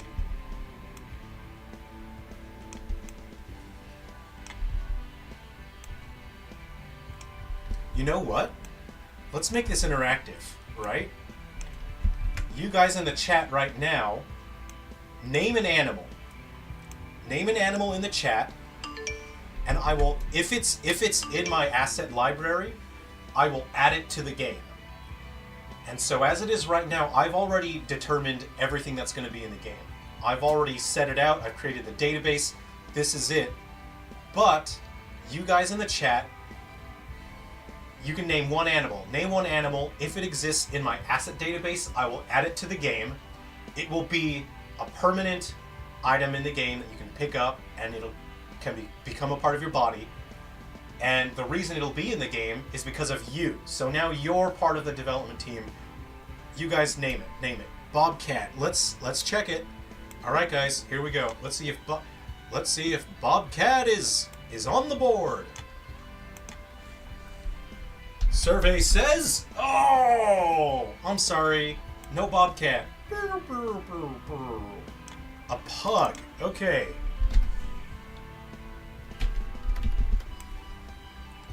All right, let's put Pug on the board. Is Pug on the board? Survey says Pug is on the board. Ding, ding, ding, ding, ding. We are adding a Pug into the game, and is 100% thanks to Snee Vegas TV. We are adding a Pug to the game. All right, who else? You guys, shark. We've already got a shark, actually. We have a shark in. Owl. We do have an owl already. A whale. Okay, we're going to go for whale. We'll see if whale's on the board. Okay, so let me go ahead and just put a pug in there just so I don't lose track here. All right, we do have a pug. We have a winner. We'll put him here so we don't forget. Okay, guys? Whoa, he's way over there. He's tiny. Okay, let's make him... Sorry, guys. Sorry about that, everyone. There we go. There we go. We're adding a pug to the game. Someone said whale. Who said whale? A. A says whale. Okay. Let's put whale on the board. Survey says Wait, can you change? A bat. We actually do have a bat already. Unless you mean like a baseball bat. A sloth. Okay. Let's see if we've got a sloth here. Okay. Oh, sorry, no sloth. Okay, raccoon. We want a raccoon. Survey says we do have a raccoon. Ding, ding, ding. Winner, winner, winner. Chris B is a winner. We have raccoon. Okay, we're going to add a raccoon in here. Where is it? Where is it? Okay, so that prefab is broken. That's fine. That's fine. Put it in here so we don't forget. We have a... What? Let me see what's going on. Try to gain in here. Where? Oh, it's really tiny. I see what went wrong. Let's go ahead and just increase that scale factor. Wow, why is it so low? There we go. That would do it. Came out really slow. Let's adjust the import settings, the scale factor. There we go. All right, let's go ahead and put his skin on him. All right. All right, Hedgehog. Okay. Silver Sonic. We're going Hedgehog. Okay. Let's see if Hedgehog is on the board. Oh, I'm sorry. Hedgehog is not on the board. Show me Parrot. Do we have Parrot? No, I'm sorry. We have like a... What is that? Oh, wait. It's a toucan. I'm sorry. We don't have a parrot. Squirrel. Squirrel's actually already in the game. A tree bear. Okay. What's a... I don't know. We have a normal bear. We have a normal bear. We don't have a tree bear. A goose. Okay. Survey says... Goose! We have a goose! Alright. Goose is on the board. Let's go ahead and... Okay. You know a goose... Oh no, is it a swan? Is it a swan can break a man's arm with its wing? From Hot Fuzz. I mean, that's true, right? That has to be true. Yes. Look at our friend. There we go. There's our friend. Okay, great. Perfect. A koala. How much can a koala bear? Let's see. E. Franking. Uh-oh. I lost my project window. That falls back there. I need to grab them. Okay. All right. This will be the last one. We'll see if it's in here. Okay.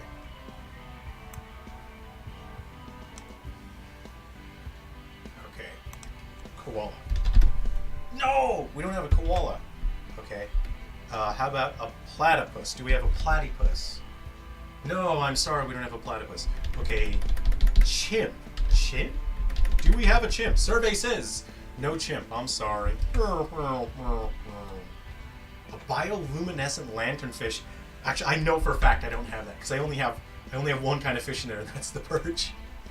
Turtle. Oh, actually, we do have a turtle. Turtle is in there already. Turtle, you absorb the shell, and then it becomes kind of a thing. Kangaroo. Do we have kangaroo? Survey says... Sorry, kangaroo's not on the board. You haven't finished Untitled Goose Game. I haven't played that, but I have purchased the console that the developers made, which is the Panic. Human. Ooh, I don't want monsters in my game. Sorry. Animals only, no monsters.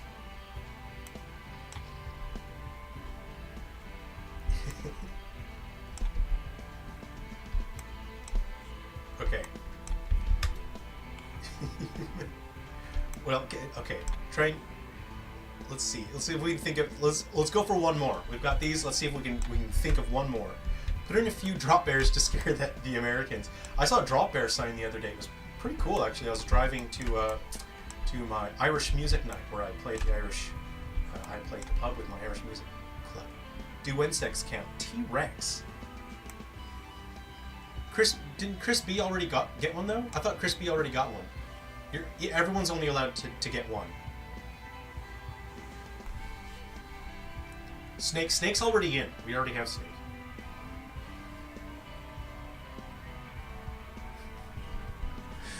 Oh, that was fun. That was fun. Okay. See if you can think of one more.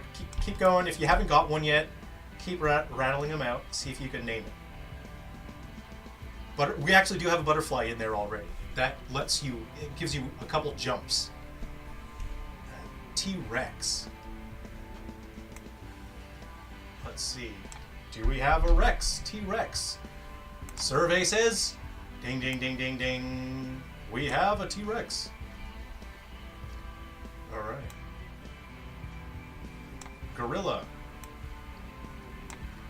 Okay. Let's get the material on this one. Okay. Last one. Last one. This will be the last one. Okay. Survey says, do we have gorilla? We have gorilla! Ding, ding, ding, ding, ding! Winner, winner, winner! Rock on! And that's all we have time for today. Tune in next time. That was pretty fun, guys. All right, cool. Cool, cool, cool, cool, cool. All right, I'm going to put that back in its spot. Okay. All right, so these are now, you guys are now part of the game development team. You've contributed. This game will launch, and when you see these animals in the game, you will know, you'll be able to tell your friends that you actually contributed to this game. The reason that animal's in there is because you've contributed. All right, gotta get the Rex's skin home. There we go. There's our friend. Let's face the camera here. Yeah, I'm going to do some manual work on that because it's really dark. So that's one where I'll just manually work on the texture a bit. Too shiny, my friend. You're too dark and too shiny. Oh, see, that's sort of set to a gray. Let's go ahead and change that to a black. It's still not. So I'll have to manually create a metallic map for this guy. That's fine. That's fine. Looking all right. Looking good. Okay, so Mantis. Oh, okay, okay. All right, Jason said Mantis. We're gonna do one more for Jason. We'll see if Mantis is in there. Mantis? Whoa! It looks like we have Mantis on a bonus round. That was a bonus round for Jason. Jason's been such an awesome supporter for all my games for years and years. So, yeah. All right, thanks. Nice one, Jason. We got Mantis in there. So it looks like, okay, we do have Mantis. Hold on, something's wrong here. So I'm gonna have to. I think I have to re-import it. I think there's a problem with that asset, so I'll re-import it. But I do have that in the asset library here. Mantis. Yeah, it's more work, but work can be fun, you know. Okay, so this is. Yeah, I'll re-import that later. It's just off screen. It's kind of boring. But yeah, well, Jason got Mantis in there. All right. Nice. That'll be a good one because out of your abomination's body, I can have the blades come out. Nice one. Okay, so whatever's on screen here. Okay, now from whatever we have on screen here, you guys pick. Tell me which animal we should do first, and I'll do all the graphics so it can come out of your abomination's body. So you guys pick. Let me know. And right now we're still testing the fish. You like that purple Barneysaurus? You need a cheat code for that. Like do the Konami code, and then the T-Rex will be purple. So where's my fish? Where is it? Where is he? Is he over here? There's my anomaly. Oh, there's my fish. Look. There's my fish. He's flapping around. Nice. Okay. Oh, I'm having a tough time absorbing him, I think. Got him. Okay. Gorilla. You want to see the gorilla first? Okay. So let's go ahead and apply this. So what we're going to have to do is we're going to have to make it so the gorilla, one of its body parts can come out of the blob. So I'm going to pick the arm here because that can reach far out. That's kind of like the gorilla's strongest part, isn't it? Let's go ahead and just make it so that my fish can be absorbed more easily. My radius is a little small here. So hey, that was great. Thanks for contributing. You guys have contributed to the project. When the game comes out, you can tell everyone that's your contribution to the game. You added that. Okay, I'm gonna... Oh, why did I close Maya? It takes so long to open.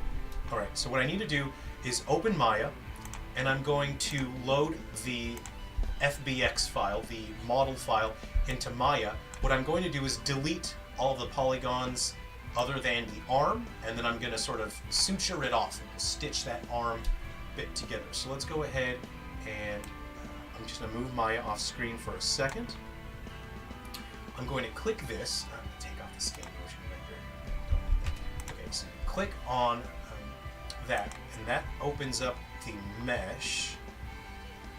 Okay, and I'm going to drag and drop. Drag and drop. Dragon drop.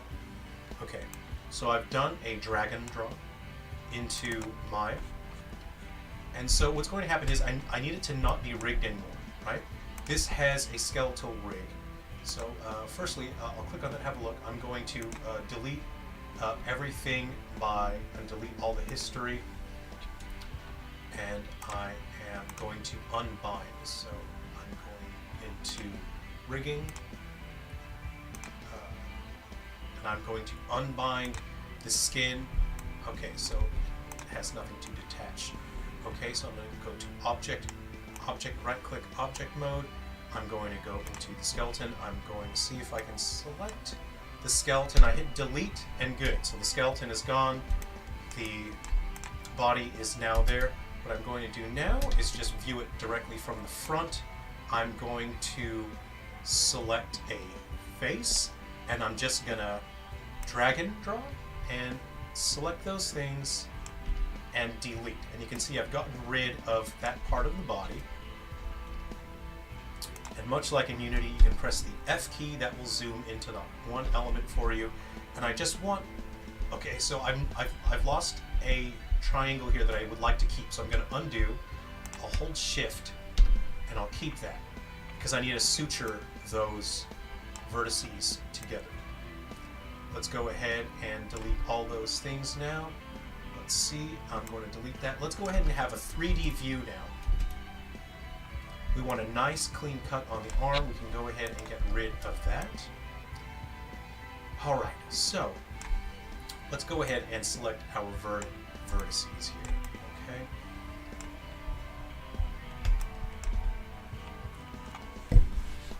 I'm gonna change the song now because it's been, sorry about the music today. I don't know why it's doing that. Okay. So I'm hold the Shift key. I'm just going to select these points. What I'm going to do is just use the scale tool. So I'm selecting these. This is a very cheap and cheeky way to do this, right? Okay. So I'm selecting these right here like that. I've selected all the vertices along the outside. What you want to do now is use the soft selection so that it will perform this operation. I cracked myself up, you guys. I'm a real comedian. Okay. We're going to increase the tolerance on that radius fall off, and what we're going to do is use the scale tool. But we're going to go ahead and fault there. So I'm going to scale it down so all of the vertices sort of shrink down together. And you can see I've closed that off. I'm going to use the merge tool now. I'm going to merge all of these together. But I've got a little bit of a problem here. I have a hole in my arm, but I think that'll be fine. I think that's going to be inside the blob. I'll move that, but it'll be fine. It'll be fine. Don't worry about that.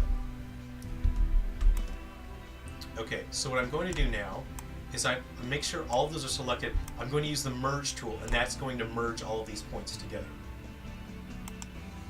So you go to modeling. It's either mesh or edit mesh. I always forget. Mesh. It's under edit mesh, merge to center. Merge to center, that's going to combine all of those vertices into one. You can see I have a problem here though. I'm going to select that one and that one. I'm going to repeat the operation.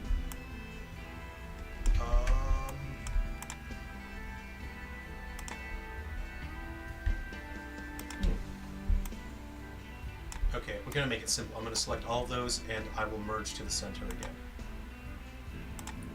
There we go, and we've closed it off. We've closed it off, and now this can come out of your body. So I have to do this for every single animal that is assimilatable, right?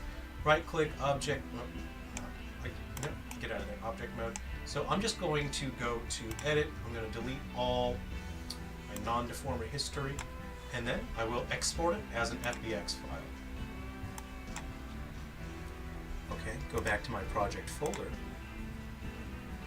Right click, show folder. So there's like 80 things you can assimilate in this game, something like that. So you can see it's just going to take a fair bit of manual work.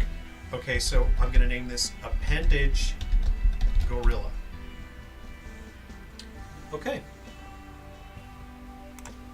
Now, if we have a look here, I now have this in my project. Let's go ahead and drag and drop it into our scene and see what it looks like. Appendage Gorilla. And here we have it. We have just the arm. You can see we no longer have the rest of the gorilla's body. We can now attach that to our abomination. So what we want to do now is go to my prefab that I prepared. Earlier. So I will go to my list of appendages. So I'll show you what's going on in my project here. Okay. So we have appendage is the name of the folder that stores my prefabs, so I can instantiate them via the name of the file. Let's see. Okay, we'll go to Gorilla. Okay, and then of course I'll create these for the other creatures as well. So there's a little bit that I'm doing off screen here, right? Okay, so I know that because I used this white block as a prototype device, as long as I line up my gorilla arm with that white block, it should work. And this is a very efficient way to develop, is this sort of prototyping method. Okay, so I'm going to paste him in there, and I will just reset. Okay. And I'll just try and line it up with the block the best I can here.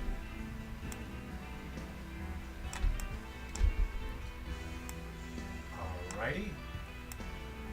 Now he does not need colliders because this is going onto my blob's body. He just needs to basically fit the space of this block here. Okay, and then I'll click on global.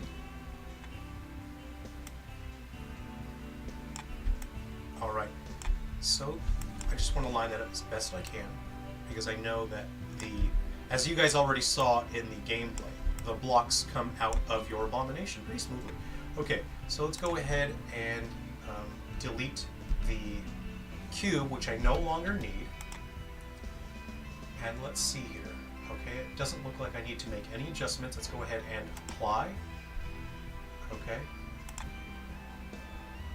And now we can delete that. We no longer need those things. What we're going to do is we now need to make up... we're going to make it so that you can assimilate the gorilla.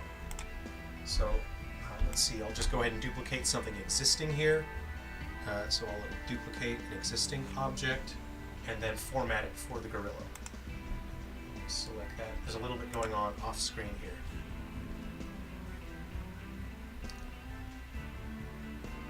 Okay. Sorry, that's the hug here.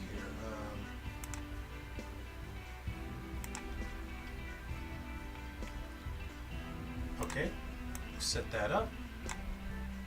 So now, this will be our gorilla.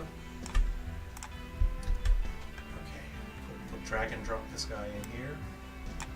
Let me catch up with the chat. Sorry, this actually took a fair amount of concentration to work on. Okay. Well, he's already got like a thing going on. Let's go with an idle animation.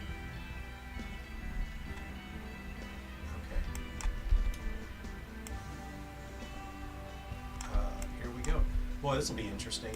I'm not sure where to put the collider on his body, so we're gonna give it a go. We'll just give it a go. All right.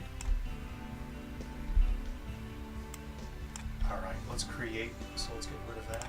We don't need that anymore.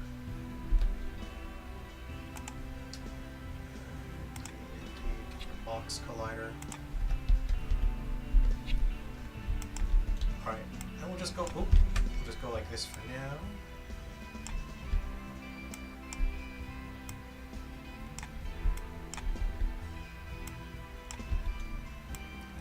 let me catch up with the chat. I got like hyper focused on this because it was impromptu and I hadn't planned it. Okay. Absorption radius can be like that. There we go. All right, let's apply it. And what we're going to do is actually, we're going to create a bunch of these. So I'm just going to hit the duplicate button. We're going to create a bunch of them so I can absorb them so we can see it coming out of the body. And it should work, right? So you saw earlier I changed the prefab. I put the gorilla arm on there. So let's see if that works now. We're going to hit the play button and we're going to absorb. Where am I? Let me find where my gorillas at. There they are. There they are. There's my friends. I need to make them a bit bigger, huh? How many did I absorb? Okay, I got a couple. Okay. So let that time out. So now when we go to the next screen, I should have gorilla arms coming out of my body, if it's working correctly. Sneak Vegas, I'm a comedian too. What's the deal with airplane food? I mean, what's the deal with that? You've never been on a plane. Too many snakes. Too many snakes on a plane, honestly. Hey, guys! It worked. It worked. I have gorilla arms coming out of there. So, it is a bit dark. So, what I will do is manually adjust it so it's brighter. So, it is it is working. Okay, cool. My gorilla arms are coming out. I just need to double... Yeah, they are like sort of bending and moving when necessary, so... I need... There's like a squash and stretch animation that plays when you... Like, when you can see one of the arms do a squash and stretch animation, but I need to exaggerate that more because it's not enough. Okay, great. This is working. I've got a bunch of gorilla arms coming out of my body. It's kind of... Okay, it's a little irritating to me how dark it is, so I'm just going to adjust that now, actually. Whoa, it's on mobile bump diffuse. Can you guys believe that? Whatever. I must have bought this asset a long time ago. A long, long time ago.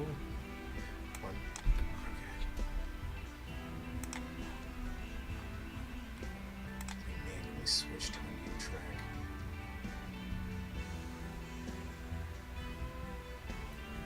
Let's see. We'll do Disturbance in the Water. I actually really like this one.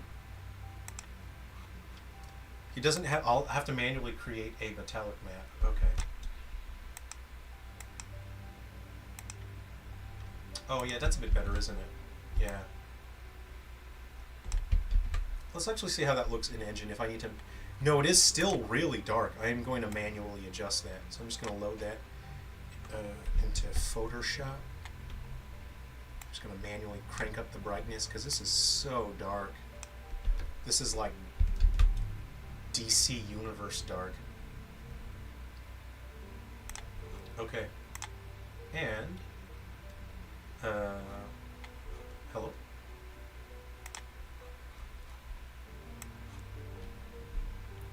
That in there. Great, it's lighter now. That's good. And what my post-processing process increased the contrast on things, so I generally have to modify all my base textures to be lighter anyway, due to my post-processing methods. There we go. Let's go ahead and absorb them, and we will make them a bit bigger as well. Come on, come on, come on, Blob. There we go. All right, I got all the gorillas. Okay. Yeah, you guys actually did just create a bunch of new work for me, so thanks. I already didn't have enough work to do. I did a bad job. I did a bad job picking things up. You want to absorb as much things as possible because you do get bigger as well. That helps overall.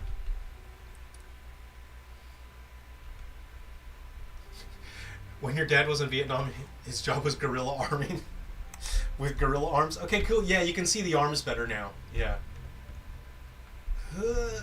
Yeah, that's a pretty sweet abomination. So when the game's done, when it's all ready, whatever you pick up will be sticking out of your body. Up to 12 things can show, but you can still absorb. There's no end to the things that you can absorb. You can only have 12 appendages though, and they do have combat practices. Some things have projectiles, some things let you jump. So they all do something that is either useful or not that useful, and it's up to you to decide. Let's see how effective these bumpers are. You can like try and hit people into the bumper and get an early. You can take an early stock. They take way more knockback, as your health gets low, and then when you have 0 health, you take massive knockback. But you can try to use the stage hazards to your advantage. What is that? Oh, that's like a launch pad. Woo! Okay, spring break. Yeah, and that launch pad can kind of save you because it actually pushes you away from the edge. So you can try to like, if you know someone's trying to attack you, you can position yourself so that you try to like hit the launch pad and save yourself. So every stage, it's randomly picked. You don't get to pick the stage. That's this sort of wild gunslinging, shooting from the hip philosophy for this game, is you don't get to pick the stage. And I think it's just going to give a beautiful chaos is what I want this game to be. And yeah, you have fun with the stage hazards. They all do something fun. The race modes where there's going to be pre-built courses that you can navigate with your abomination. They're supposed to be a heap of fun just navigating. And hopefully traversal feels fun. Like if you know that you're doing a course that requires a lot of jumping, then you want to go for you want to assimilate things that have wings on them or frog's legs so you can jump really well, that sort of thing.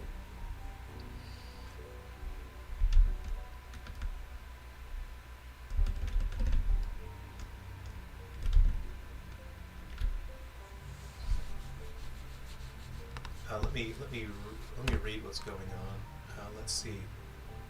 Hey, David Klein, Winslow Man, good to see you guys.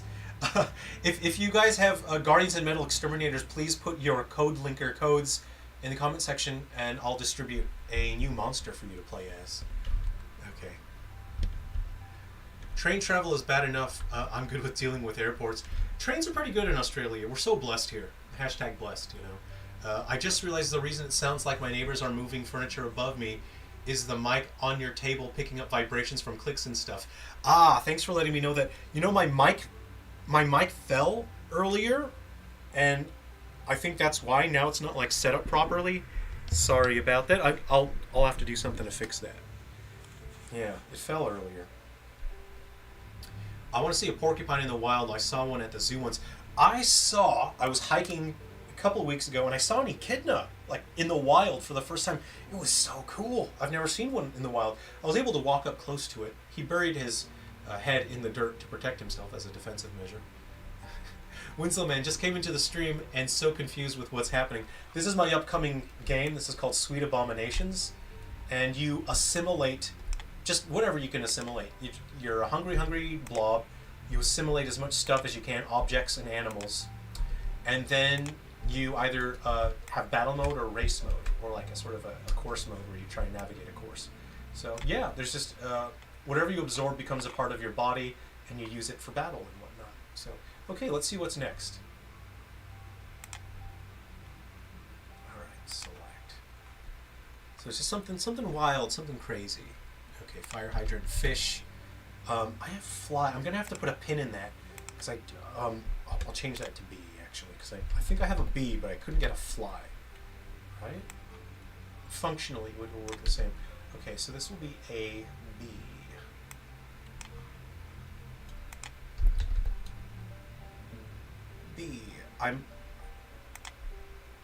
Okay, so I think I need to re-import that. So I have to come back to that one. That asset, along with the mantis, it didn't import correctly. That one's a little messed up. Let's go ahead and look for the next thing on the list.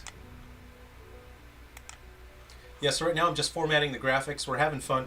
People in the chat are just hanging out. They're actually contributing and making contributions and suggestions. So I'm actually adding more stuff to the game because people in the comment section have actually said, put a particular thing in there. Okay, so I think it's time to do frog.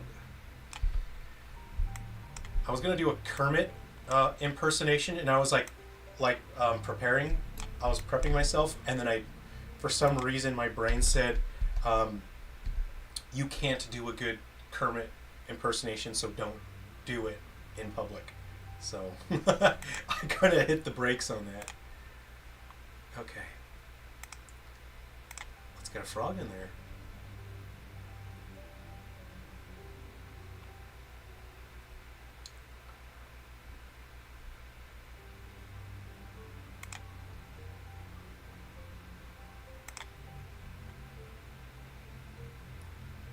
Where did it go? I feel like I'm... Okay, here we go. Oh, alright. Let's go ahead and drag and drop this prefab into here. Frog. Get frog going here. There's a cutie. Okay, great. We can get rid of the cube. You know what I think will be fun? Okay, for the collider on this one, I'm going to make it a sphere. That way we can just roll around. I think that'll be fun. Oh, you know what? I got it. This guy's going to be bouncy. This is going to be a real bouncy boy. Yeah. When you're a solo developer and you're allowed to shoot from the hip to a fair degree, and it's important to look for opportunities where you can do something creative and fun, and if something just grabs your imagination, do it, man. Do it. And I just decided this guy's going to be bouncing. He's going to use physics to bounce all over the place, and I think that's just going to be so fun. I'm going to make it a bit bigger so you can see what's going on with him. Okay. A bit bigger. There we go. Put that in as a child of graphic. And frog. Yeah, you should be able to absorb him well enough. So what I'm going to do is change his material. Right now his physics material is wood. Okay, so what I'm going to do is just make a material that's real bouncy. What have I got? I'll hit D, duplicate, and what we're going to do is name this bouncy. That'll actually make it pretty hard to capture this guy. But, okay, so in terms of friction, I'm going to turn down the friction. And bounciness, let's make it 0.8. Let's make that, just average that bounce combined on the friction. And there we go. So we're going to take, what have I done? I grabbed the wrong thing. Here we go. Bring it back. Bring it back. Bring it back. All right, and we're going to take the bouncy thing and, hold on. Click on the frog. We'll take the bouncy material and we'll put it in there. So let's go ahead and see if this works. I'll hit apply. And if the stage decides that it wants to generate frogs, we should see them bouncing around. So I'll hit play now and we'll see what happens. Okay, where are we? Where are my frogs at? Huh, he's not really, he's rolling around, right? He fell through the ground for a second. He's not bouncing. So, fine, I'm just going to max out the bounciness. Okay. Mass, let's go ahead and make him light. Bouncy. Yep. Hit apply. Let's see what happens. Let's see if this boy bounces around.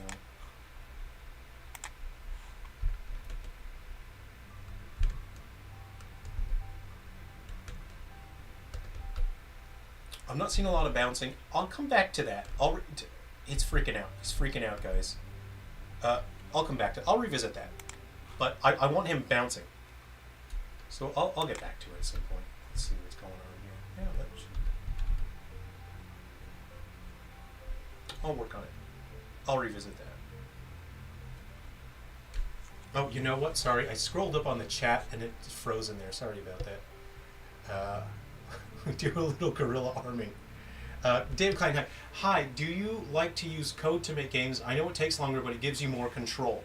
I only use code, and it's actually a false belief that code takes longer. If you are in the very early stages of code of developing a game, it can be faster short term to use visual. I suppose visual scripting is what they refer to it as. Very early on, if you have a very simple game, a small scale game, visual scripting is faster. But if you have a game that has a large scale, like an RPG or something like this, visual scripting is not appropriate. It will actually take significantly longer. Then coding is actually faster because you can manage your assets as it grows larger and larger. You can asset them and manage them in a much faster way. You can like select blocks of code and Control C and Control V. You can duplicate functions. You can work way faster in code depending on the project. So if it's a large scale project, if it has a large scope, if it's got a lot of functions to it, if it's mechanically complex, scripting, coding is significantly better solution. It's scalability is what you need to consider. And while you can scale infinitely with visual scripting, it becomes unmanageable. It becomes very cluttered and very difficult to manage. So scalability is something to keep in mind with all of it as well. Jason, this is possibly the best wacky game idea you've had, and that's really saying something. Yeah, I just want something fun. And I think, because honestly, I think Smash Bros. Is a little stressful because it takes so much skill. I think I've subconsciously created something that's kind of like an anti-high skill fighting game, I think is what I've done. All right, let's get a giraffe in there. Let's see, time for giraffe, which is a big boy. And then after that, a golf club. I'm kind of looking forward to doing the easy ones for a while.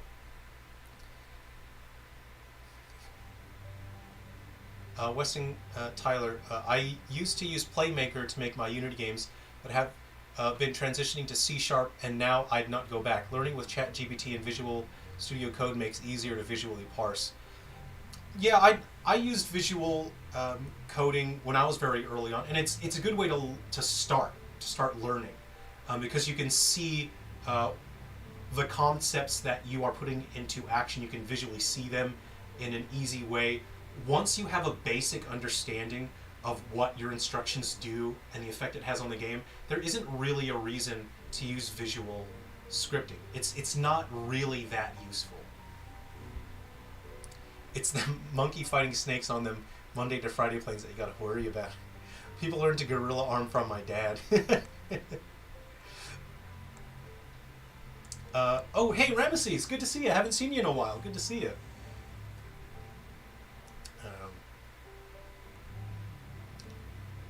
Screaming out things like "sweet abomination." Yeah, well, we'll see. We'll see if we can get an announcer in here. I'll see if the lady that does the Tekken 8 stuff, have you seen that lady? Like, I saw a video clip of her sort of doing the announcements, and it's like, whoa, that lady has got the energy. She is a fighting game announcer. That's so cool, you know? So look that up. Type in Tekken 8 announcer into YouTube. You're going to see some cool stuff.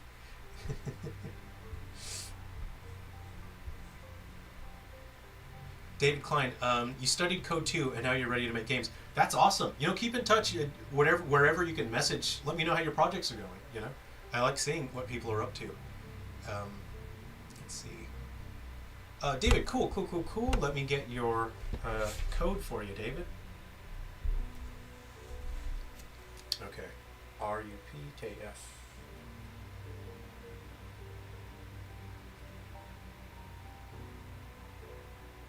RUPKF. Let me just double check something here. Oh yeah. A YCKFC.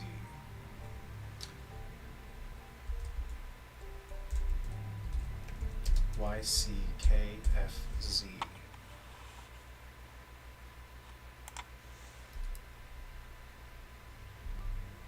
And there's other things like I'm still using RPG Maker, like old stuff for a couple old projects because I can put them on legacy devices. There's still a couple like old things like a setup that I have for making PSP games. There's a degree of a visual scripting that I have to use, even though I can use like a script in coding. So it just depends on the project. Like if it's a small project, it's totally fine to use visual scripting.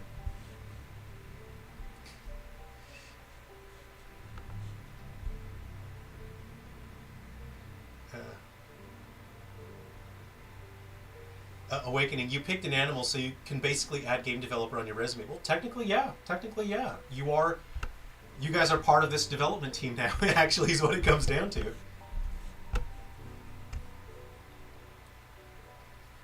My dad can shoot from the hip. He learned that in guerrilla arming training.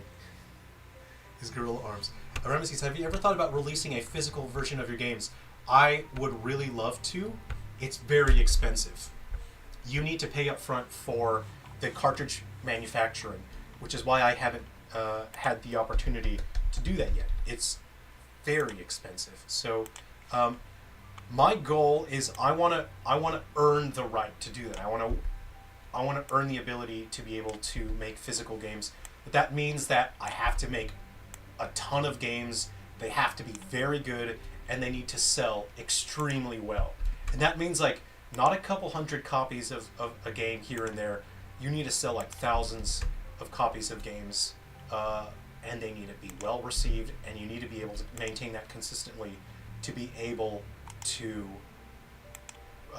produce physical games. And it's just going to take time, and unfortunately, I really wanted my company to be farther along at this point, but you can only work at the pace that you can, And it's a little frustrating, but these days, like, a significant amount of the success that you earn as a game developer 100% comes down to other people. It comes down to people talking about your games.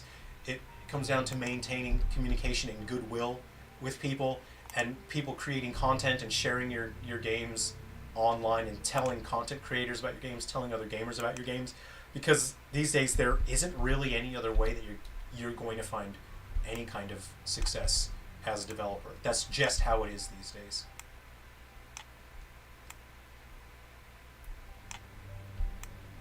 Okay, this is a big boy. I think this boy's a little too big. We're going to wind this boy down just a bit. I sort of, one of my first games that I launched is called Animelee, that was available for mobile devices, and I'm bringing it to the Switch with revised graphics and fine-tuned mechanics. And my logic for the giraffe, because a giraffe is like huge, that it's a large animal. My sort of thought process was that I make the giraffe smaller, and it's like a young giraffe. It's like a kid giraffe. That way, I don't have to have a giant as a playable character.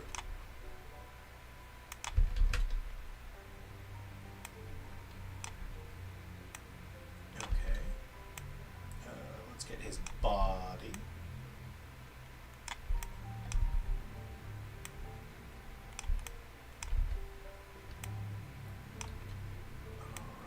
Alright. And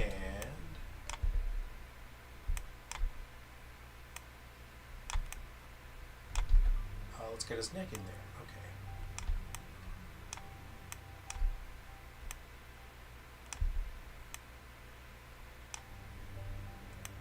I'm trying to move more gracefully, knowing that my microphone is bumping and making noise, but I don't know how well I can do.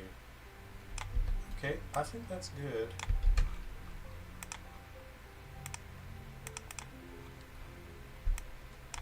All right. That's looking good. We want to expand the radius for absorption now. Whoops. Okay. So we need to make sure that our giraffe is centered. So let's go ahead and grab our objects, bring them down a bit.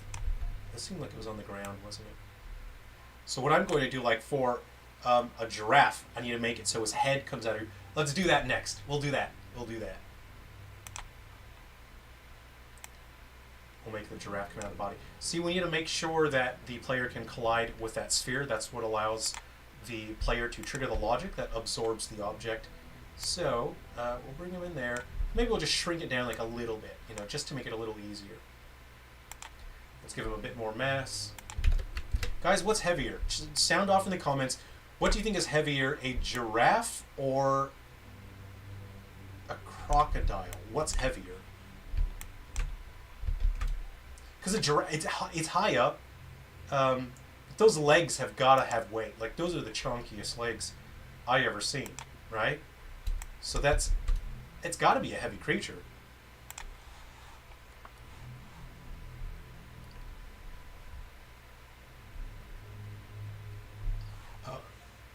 Awakening, let's see. Watching a gorilla eat a banana is hilarious. They peel it and eat the fruit first, but then just eat the skin after anyway. Interesting. I didn't know that. Oh no, look at my poor friend on the ground. Come here, friend, I'll eat you. Yum, yum, yum, yum, yum. Yum, yum. Oh, wow. Those are things you don't think about, honestly. I'd never thought about, but I guess a gorilla would see and just think it's food, wouldn't it? Okay, so we're going to load this guy. I'll take that off from performance implications. We're going to load this guy into Maya. Same with the giraffe arm. We're going to delete the rest of the body. We're going to fuse the bottom of the neck, and we're going to have that come out of our abomination. So that's what we will do now. Go ahead and click new. I don't need to save that. I'm not even saving project files because I'm a rebel, and ain't nobody going to tell me what to do. All right. So we'll click on our guy. Let's go ahead and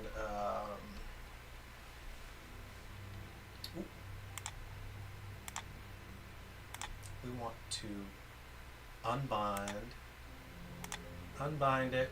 Let's go ahead and like delete all like non-deformer history. This is something you learn just from like taking bumps in life. Is when you're modifying skinned meshes like that, and then you're trying to spit them back out into the game engine, you really need to do that step of delete history, the deleting all types by history, because if you don't do that when you try to export it, it will freak out and you're going to get a broken mess. It's not going to be coherent like how you think it will. And that's something you'll learn from just years of frustration and heartbreak. Those are things that, like AI won't tell you. Like, you have to do these things and you learn it yourself. There are some things that AI can't teach you, like love, the power of friendship, what it looks like when your father's trying to hide the fact that he's always going to be disappointed in you, but he's trying to not look that way. Those are things that AI can't teach you. You figure those things out on your own, just by doing and seeing.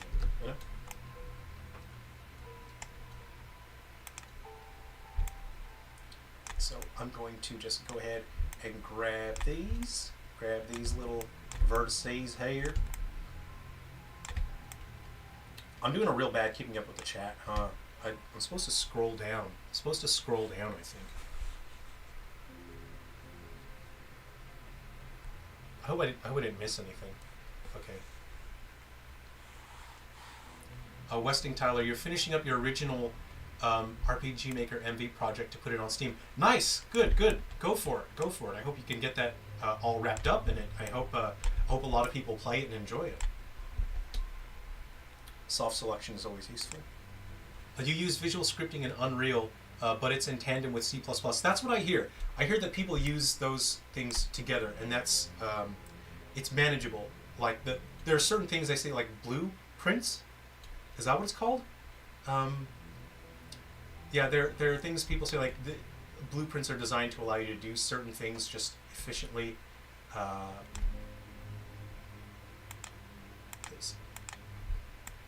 Yeah, I'll put that there.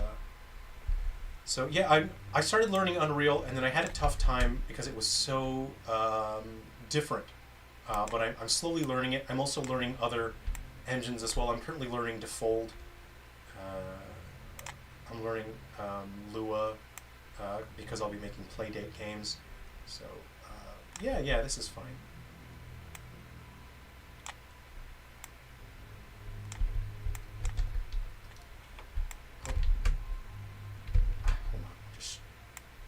Bring it all together a little bit more.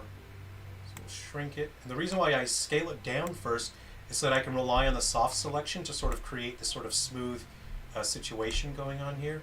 Okay, that wasn't not that nice. This is fine. Okay, what I'm going to do is merge. Oop. It's a little rockier in there than I want it to be. I'm going to leave it here for now, and I'll merge it to a center. So edit mesh, merge to center. It combines all that stuff. I'm going to increase that soft selection. I'm just going to try and round it out a little bit here. There. So when you do anything transformative like that, you gotta delete all by type history before spitting it back out into your engine, or it'll freak out. It's gonna be such a broken mess, and it'll destroy whatever work you had just done. So, everything seems fine. Yeah. Okay. We'll export all. Great. And then we should have giraffe heads growing out of our abomination. Sweet abomination.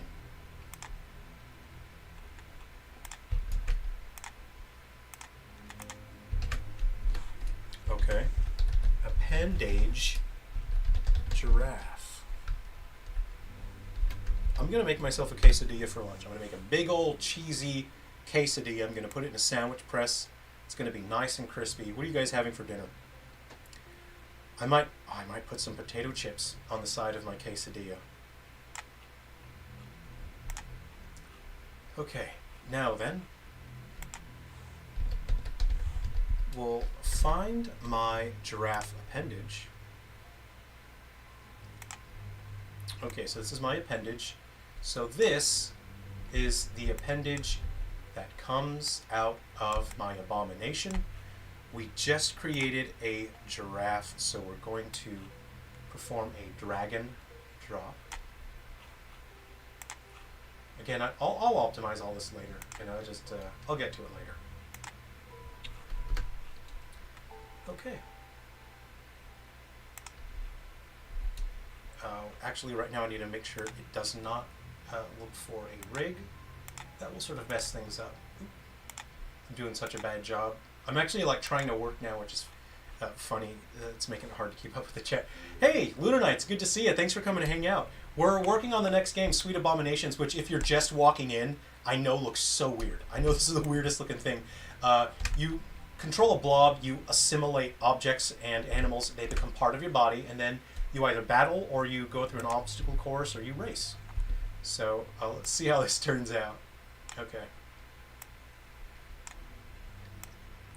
And we also have code linkers, so if you put your code in there, Lunar Knights, I've got a new cryptid for you to play as in Guardians and Metal Exterminators.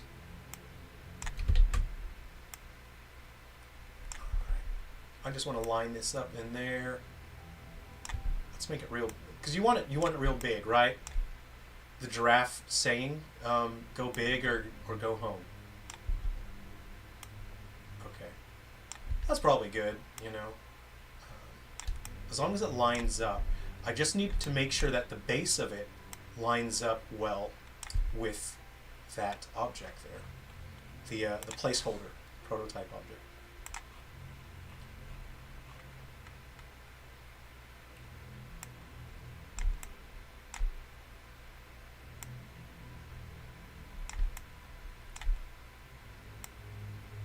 Okay.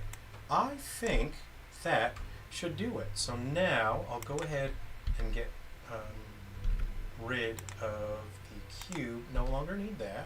And delete that. Put that in the graphic, and then in giraffe we will apply. And because this is such a big object, you see the hitbox there. This is a big appendage. So the giraffe will be good if you need like a sort of a bigger hitbox, right? So this is the active hitbox for the guy. I'm going to bring that out and extend it. And then I'm going to increase the radius on the hitbox. So that's good if you want to hit your enemies a little bit farther. So, and of course every appendage needs to have its own quirks, its own strengths. So there's a purpose to it. So it's fun trying to find the stuff that works for you, you know, and then you search out those things in terms of preparing for the combat phase. Okay, so let's go ahead and duplicate a bunch of these giraffes. We should have five giraffes. We got a couple gorillas. Let's go ahead and put a couple gorillas in there as well, because we know that the gorilla arms work. We put them in earlier. Okay, so we'll save that. We'll run the game, and let's see what happens. Ramesses, you'll eat couscous with meatballs. Oh, that sounds nice. That sounds really nice. Alright, so I want to grab my giraffes first. Come on. I gotta touch the body to absorb it, I think. Come on. There we go. There we go. And a couple gorillas while we're at it. I need to make the gorillas bigger. I'll do that now before I forget. Okay, so the giraffes can be a little difficult to absorb. I'll think about it. I'll think about if I want to adjust that. Or if we gotta like touch their body. Okay, cool. Anything else? So the other objects, I haven't made it yet to where they'll show up on your abomination. As you can see, it's going to take a fair amount of work still. Yes! This is a sweet abomination. Look at this guy. Oh, what a delight. What a delight, you guys. Look at this. I'm so glad we can share this moment together. What a delight. This is my abomination. Yes, fight, creature. Live, my child.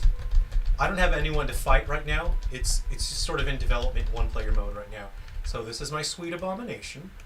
Oh, that's a launch pad. If I can just go up there. Come on. What direction does this send me? It doesn't show the graphics yet, so I don't... Woo! Oh, that really killed me. Can you make more vascular? It's not a Silver Falls creature, so yeah. All right. Hey, you've been meaning to toy with Defold more. You need to think of a small scale idea. Yeah, the difficulty I'm seeing with Defold right now is it looks like scalability is kind of an issue. It looks like it's really frustrating. I've been using it a fair bit, and I'm already getting quite frustrated. Just thinking about scaling up my projects. So Defold is great because it's lightweight, and if you have a smaller project with a smaller scope, I think Defold is excellent. It's like a Silent Hill monster. Yeah, it certainly is. Look at this guy. He's got gorilla arms, he's got giraffe heads. So those are the only two that actually show up, but logically, all of the logic is there. You can see I still have more work to do. All of these guys need to be formatted. So I need to go into the 3D modeler manually. Like, I'll take the crocodile tail, so tail comes out, you know, the symbol, you know. Oh, let's put a, you know, let's put an object in there, just a physical object, because these are much faster to attach. And again, because of I developed this in a very efficient way, and then I grouped like tasks. I grouped all the similar tasks together, and I did all of those tasks in one lump, so I don't have to do any extra formatting. I've already done that. It's now just putting the graphics in for everything, and then making balancing and adjustments. So this is a cannon. Let's go ahead and make it so the cannon will show up on my abomination.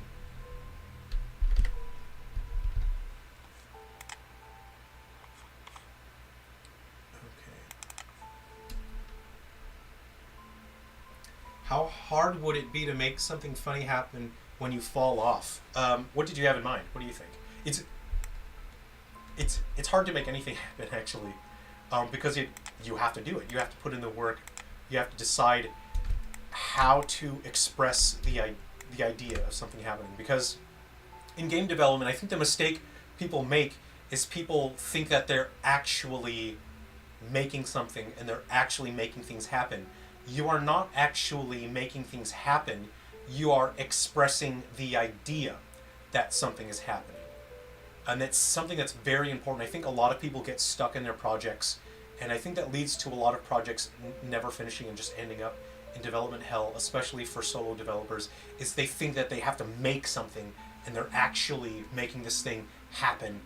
You're not making something happen. You are communicating and you are expressing the idea that something is happening. And when you understand that, you tend to work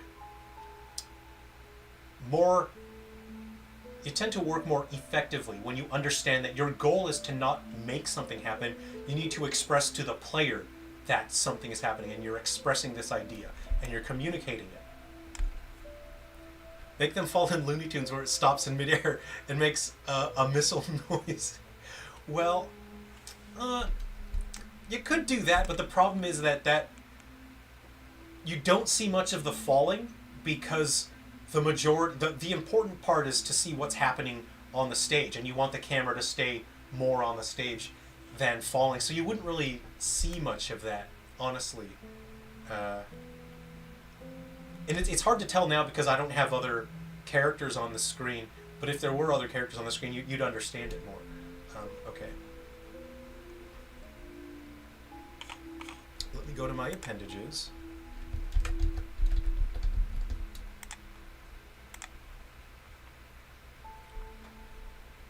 You know, basically, once someone is off the edge, they're not really going to be able to recover. So you basically want the camera to stay on whoever's still on the stage. You know what I mean? Okay. That's a really fun idea. Has there been a Looney Tunes game that does that, where it sort of detects that you're not going to make it back, like to like a platform, and then it falls? Because that'd be a really cool idea for a Looney Tunes game. Okay, so this is the appendage that I have here. I'm just going to copy this graphic here. I'm bumping into stuff. Okay, I'm just going to paste them on in there. Okay, paste. And this guy has a projectile pool. You see, this one's different. This has projectiles, right? So there's a pool. It can have up to 6 projectiles, so it's not creating things on the spot. Instantiation is problematic, especially in Unity. You almost never want to instantiate during gameplay. You want to have a pool of objects that exist, you know, your projectiles, and use those, cycle through them. They're reusable. It's good to reuse and recycle. And reset that, and we'll make it so that this can be a part of my body.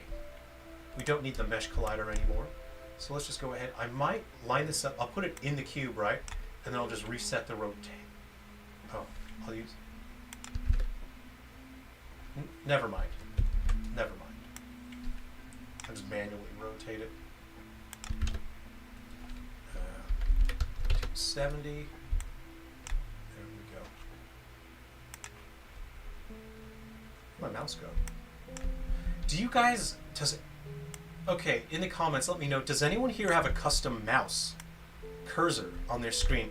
Because back in like Windows 98, Windows XP, I can't remember never having a custom cursor. Like you had to have a custom cursor.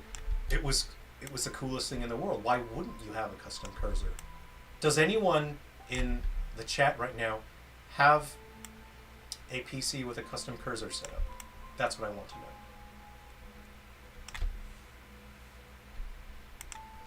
Okay, I'm going to go ahead and delete the cube. We don't need that. We'll apply this. And we'll go ahead and remove it. What we're going to do now is duplicate the cannon a bunch of times to ensure that I can pick it up. And the gorilla. I didn't forget the gorilla. Let's get rid of some of the giraffes now. We don't need so many. I don't mean that in like a real life thing. Like, oh man, the world has too many giraffes, am I right? Let's go ahead and just put 3 cannons there to make sure that I can get one. And we'll make the gorilla a bit bigger. He's a little bit of a small guy at the moment. I think that's better. Okay, and then we'll also increase this. There. Go ahead and apply it, and you'll see it will apply to the other guys. Okay, let's hit run, and we're going to now have an abomination that has cannons and gorilla arms and giraffe hands. Where am I? Okay, no, get away from me. Get away. Okay, I picked up some cannons. I picked up some giraffes and gorillas. Alright, now I just need to assimilate as much stuff as I can. I got a dragon, another giraffe. Okay. Oh, there's a cannon over here. Don't mind if I do. And the terrain is actually randomized during assimilation mode. So the terrain bumps change, and the objects that you can assimilate can end up in different places. They sort of like pool together where there's like valleys and whatnot. So it's never like the exact same thing again and again. Great. All right, my cannons work. Yes, you guys check out my abomination. It's so cool because I haven't seen this. I've not seen this. So I get to share this experience with you guys, seeing it for the first time. Really fun. I don't know what my buttons are because I haven't set up keyboard controls really, so I don't know how to fire my cannons. I'm mashing every button I can, and it's not helping me. Come on! I don't think I have a button set up for my cannons. Yeah, and this is how you battle. Let me go ahead. Okay, so let me turn on some. I'm gonna turn on some other characters here, just so you can see what it looks like when there's other characters in. So I go to my core. There's different body types as well, and they'll allow you to sort of your body affects your stats a little bit, but it hugely affects your mobility. All right, so now we have 4 players in. Let's go ahead and just start absorbing and assimilating things here. Okay, pink guy got 2 cannons already. I'll get the blue guy to get 1. I can't see what the green guy's doing here. Oh, pink failed to get that elephant. I'm trying to get more stuff here. I'm controlling all of them right now with one button, so that's why they're sort of going off screen a little bit. Okay. Come on. And this is okay, that's all I could get. You saw the shadow on the ground and you thought it had jet fighter coming out of your abomination for a second. So you can see, oh wow, look at Pink. Pink got most of the stuff. Pink's much bigger than the other guys. Pink has way more. No! Oh, I got pushed out. I got pushed out by the hazard. Bomber. Okay, someone is shooting out. I do have a cannon shooting out of Pink. Yeah, take that. It's kind of hard controlling all the characters at once, you know. Ooh, don't get pushed. Don't get pushed. That one rolls around. Yeah, get him. Yeah. I'm trying to fight myself. Ow! No, live. Okay. You can see this is chaos. This is just, it's what I think of as beautiful chaos. Okay. I'm controlling all the characters with one controller, so it's weird and difficult.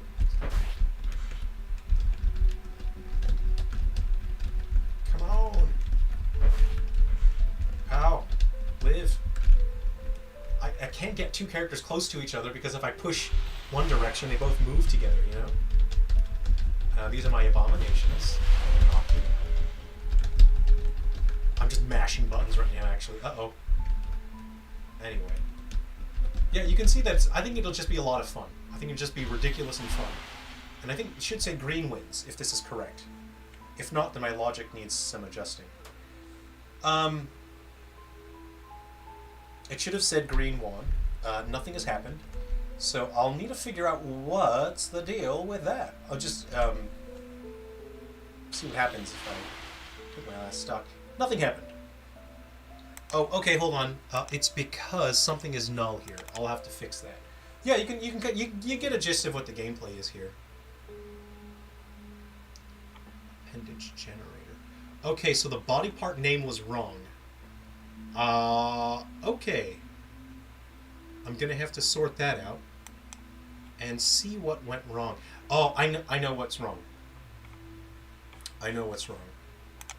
Because I changed a file from fly to B. So let me go ahead and fix that.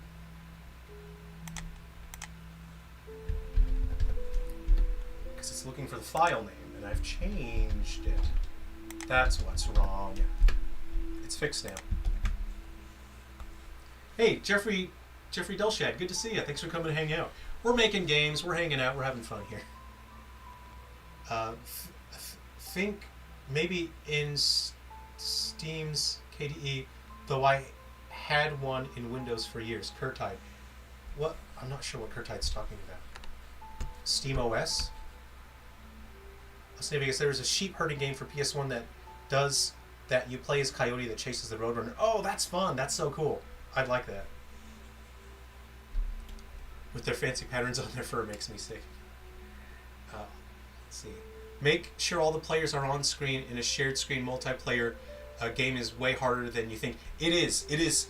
There's still some fine tuning that needs to be, but the camera keeps zooming out to keep all the characters on.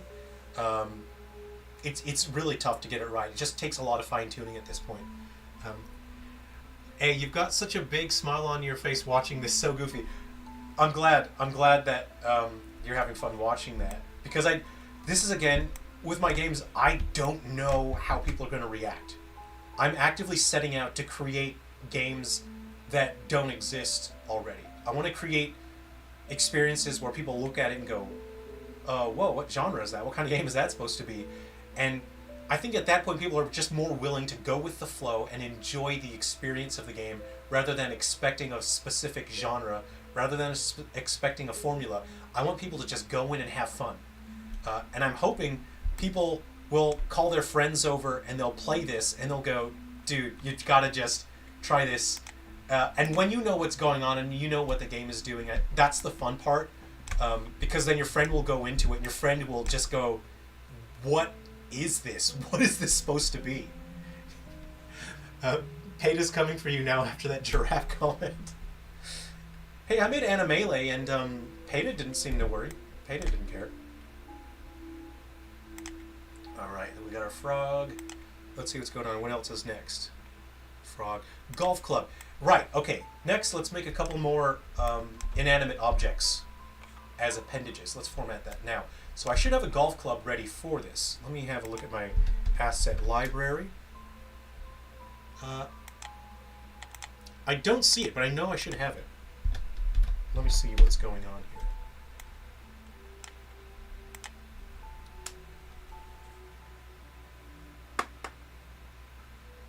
Looking for a golf club. If not, I'll just skip it. I do have a tennis racket here. Let me see what comes after golf club.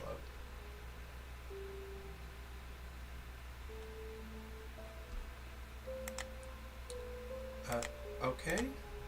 Golf.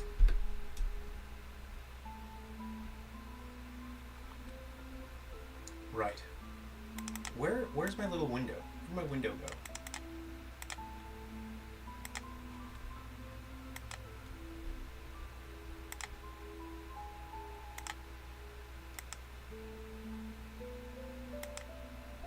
It's weird. It's not importing correctly.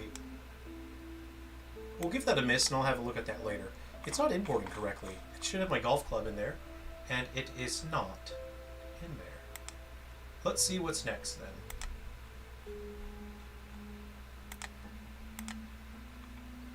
Goose and gorilla. Okay, let's get our goose in there. Who said goose? That was chosen by our developers in the chat, in the comment section. All right. Survey says goose is on the board. I just need to grab him from where we're using it. It's kind of zoomed out. Sometimes the F button just kicks you all the way out. Okay, let's grab this goose guy. Grab him.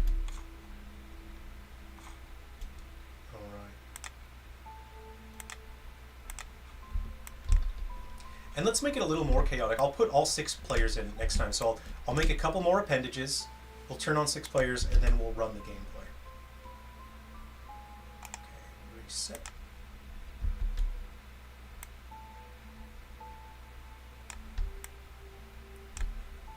Okay. I mean, technically I could just remove the renderer, shouldn't I? That would save me a little bit of time. Don't know why I wasn't doing that before, you know.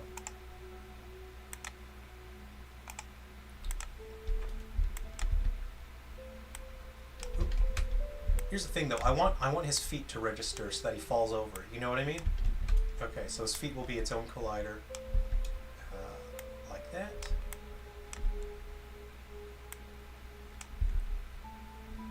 There we go. That's his body.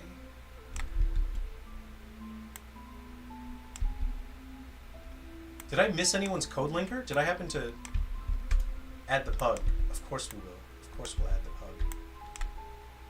I'll show you how my database system works with games as well. It's basically the approach I take with every single game that requires scalability. anything that has like, you know, items, characters, things like that. I'll show you how that works.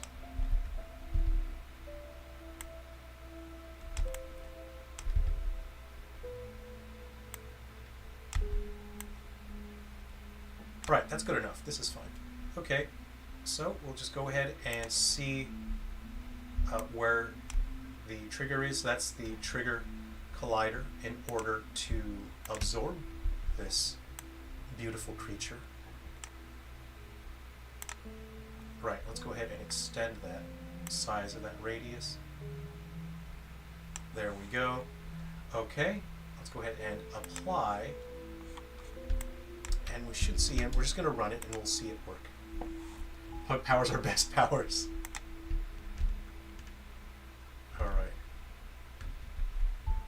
This is chaos. This is chaos. I got the goose. The goose worked. Okay. Let's see. And we'll just pick like a fire hydrant, of course. That's already here. We'll just grab the graphics for that. You guys do not tell anyone about how I did the graphics at the bottom. Okay, let's see. We'll go appendage is the name of the folder. And we will go like this. We'll do a little bit more. We'll hang out. Then we'll just chat, and then I'll wrap things up because it's getting very hot in my studio. I have a dedicated live streaming and recording studio. I'm going to have to be doing motion capture pretty soon. So I got to make some space in my studio. I was calling Andy Serkis. I was asking if he wanted to come around, but he hasn't answered my 200 text messages. But I'm sure he just missed it. You know, he's a really busy guy. But I was hoping Andy Serkis could come around and you could hang out and chat, do some mocap in my studio. But there's no air conditioning in here. It gets very hot. Okay, fire hydrant. Okay, let's put a fire hydrant in here.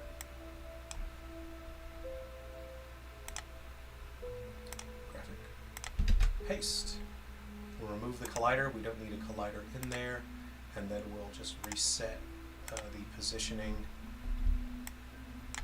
Okay. 270. Okay.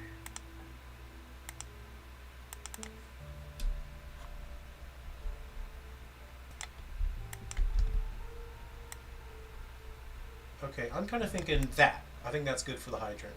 Okay, cool. Let's go ahead and remove the cube. And we will apply it.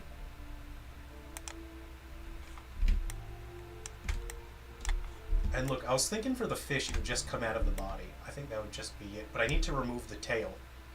And so I need to cut that off so that the rest of the fish sticks out of the body. Let's see an inanimate object. And the pug, I'll add the pug later. I'll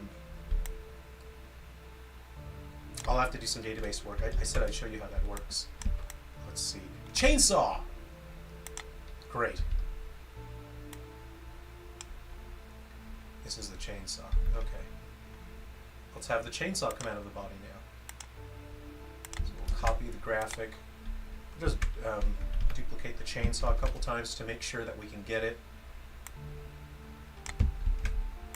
Okay, we got 3 chainsaws there. And I have the chainsaw here. Again, I prepared a prefab earlier, so this is the appendage logic. This attaches to your sweet abomination, dude. Okay. Reset. I think we'll go 270 on that. And then scale up. Okay.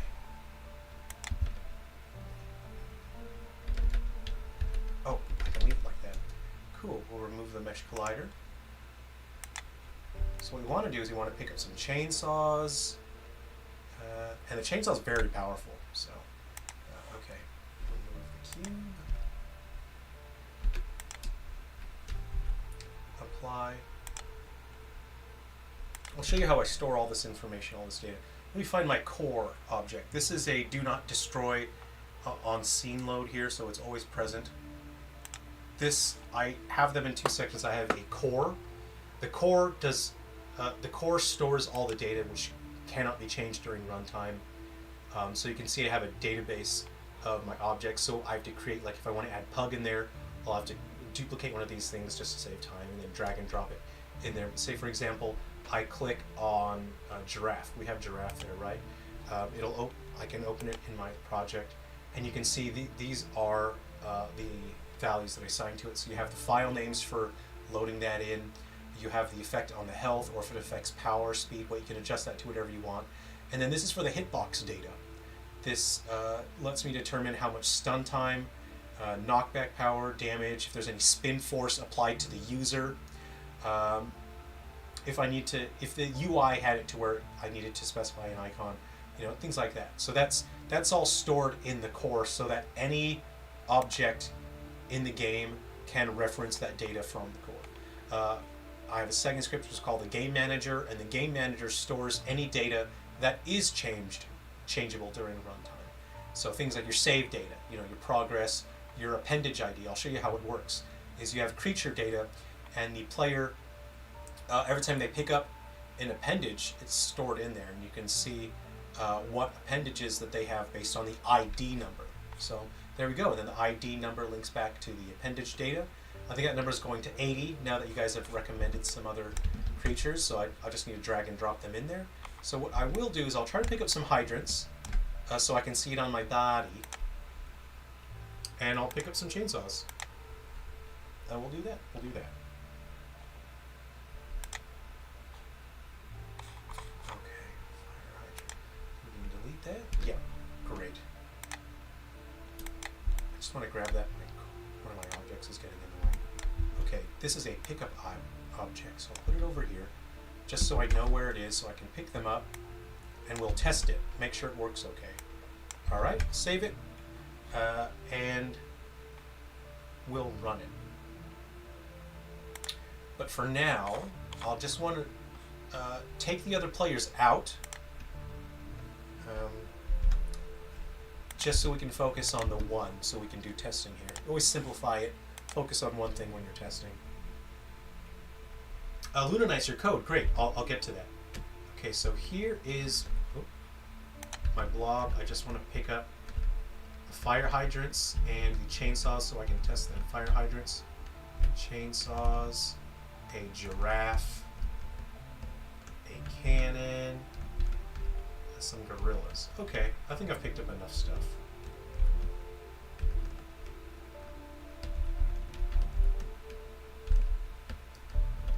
Okay.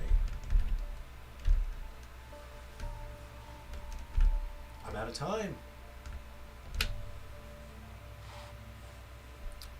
Steve Vegas, you're lucky it's hot there. It's winter here. We just got over a horrible freeze and snowstorm. Yikes. You didn't get mail for a week. Ooh. Guys, check out my abomination. It's huge. What a huge abomination. So you can see my fire hydrants work, my cannons work, and my chainsaws work. And this is great. Okay, now let me go ahead and put in all the other players. Like I said I would. 2 and 3, I know are different body types. There we go. Okay. Lunanites, let me do your code linker content. Your new creature to play as. So yeah, you have the, these are all the different colors for the different players. That frog, he's freaking out. Something's going on. Something's weird with him. I'm trying to get the fire hydrants on purple over here. See that? Okay. You would see the other characters. They're just behind the chat box,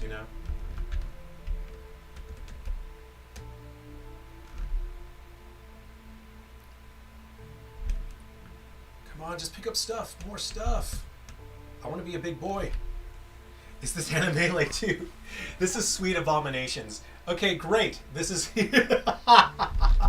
this is chaos. This is chaos. Again, I'm controlling all the characters with one set of controls, so it's a little difficult to get them to do anything right now. Die. No. And of course, it'll take some fine tuning and adjusting and whatnot.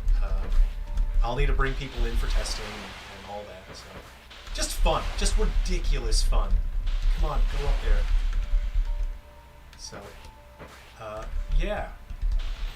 I hope people. I just hope people have a ton of fun with this. I just want people to just have a laugh. I'm taking hits. I'm taking hits.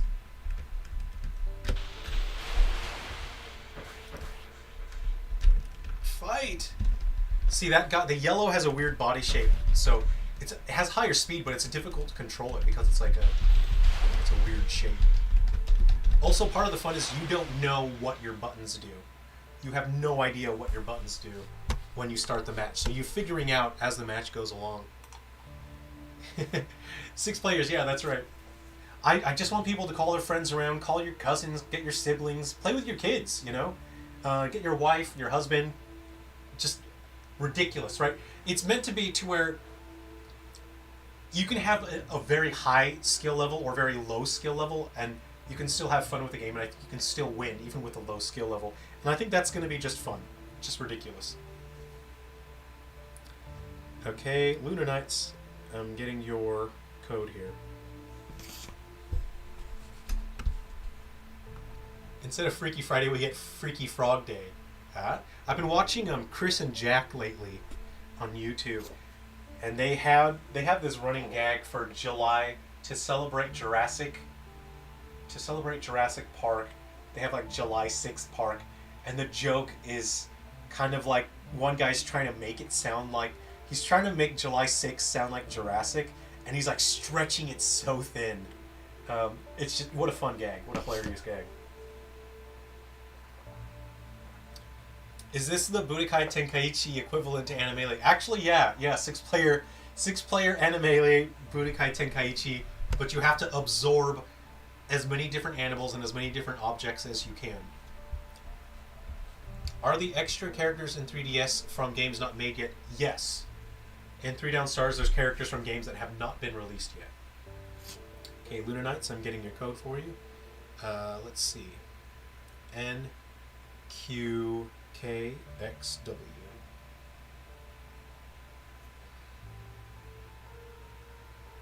So, new games will launch, new Silver Falls games will launch, and they will be compatible with older games in the series like 3 Down Stars, White Inside Its Umbra, and I'm adding that new content to Ghoul Busters. Okay, this is for Lunar Knights. Okay, UYQQT, and then Nukatha.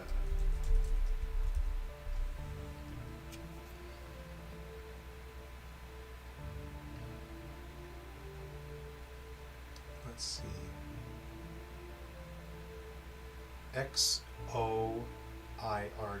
XOI. Oops, that's an H.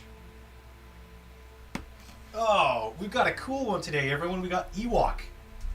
Guys, we've had really cool unlock codes today. Earlier, someone had Kill V, which is like, that sounds like a cool password. Nukatha has the best one I've ever seen, Ewok A. That's a cool one. How did you find out about the Wii U game that was never made? People started messaging me. People were DMing me saying, hey, what's up with Ghoul Busters? How come you never launched it? People were asking about it, like, well, you shouldn't know about Ghoul Busters. I never told anyone about that. So, guys, we're blessed. We're so blessed on the code linker today. And then people in the Discord were messaging me. They were saying, like, hey, dude, what's the deal with that? No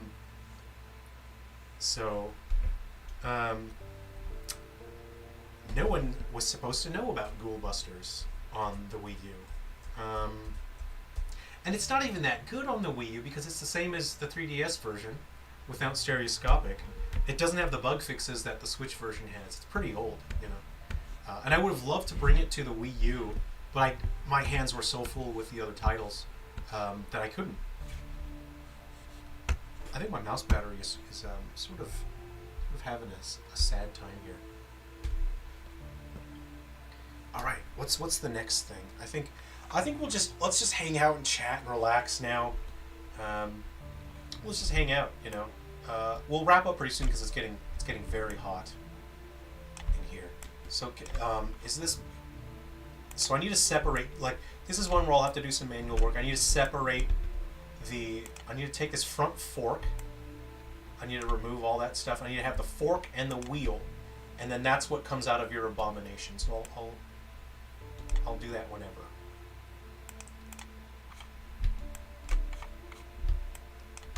What else do we have here? We have a saw blade. We can have saw blades. Look, I'll do the saw blade. The objects, just, you know, like the inanimate objects are really easy to do. It's the animals that are going to take way more work. Appendage.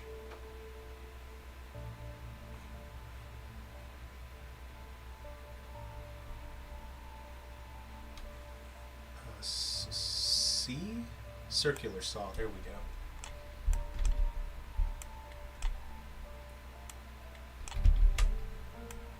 And of course I have to put in all the sound effects, you know, and all the particle effects and everything. So, you know, logically, in terms of programming and logic, the game is all done. It is just the graphics now, which is a huge part of it. The graphics, I've got to make a whole soundtrack really, really quick. I don't have a soundtrack ready. I just kind of thought I'd wing it. I'd get to the day, because it's not like a Silver Falls, right? Like every Silver Falls takes a huge amount of planning, and that's a large reason why I wanted to make this game as well. Is it's quite relaxing to work on this game, and it doesn't take this massive amount of planning that a Silver Falls games take. So this game is more like a vacation for me. This is like a holiday. Oh, that was Yakatha, not asking for numbers, but was Guardians of Metal Exterminators Switch able to keep the lights on for a few weeks? I don't know. I don't know how many sales I have for that yet. I think I need to wait just another week or so, and then I'll know how well it did. And honestly, like, I tend to not stress about these things, because whether or not it was able to sell well enough, because you're going to get all of your sales in the first month, honestly. Whether or not it sells well or not isn't going to impact my planning or decisions at this point, you know. That is not what this saw blade is supposed to look like. That is not what that's supposed to look like, and you know it. Why does it look like that? Oh, I think it looks kind of funny because, no, it should look like that. Why does it look bad on one side? Who knows? Who knows? Anyway. Yeah, I have a plan for Q1 of this year, and I have to stick to it. I just need to get these games done. I just need to keep launching and publishing these games. So that's really what it comes down to. Right now it's just taking brute force to get all of these games out and to keep the lights on in my studio. I just have to keep making tons of games. I've got to make them fast, and I got to make them real good. And I don't have any other choice. And that's just how it is. I'm gonna make these smaller. And this is important about testing, you know. Those little prompts that tell you what you're picking up, they're too big. They take up too much space, so I will have to adjust those so they are significantly smaller, because they're blocking out the characters.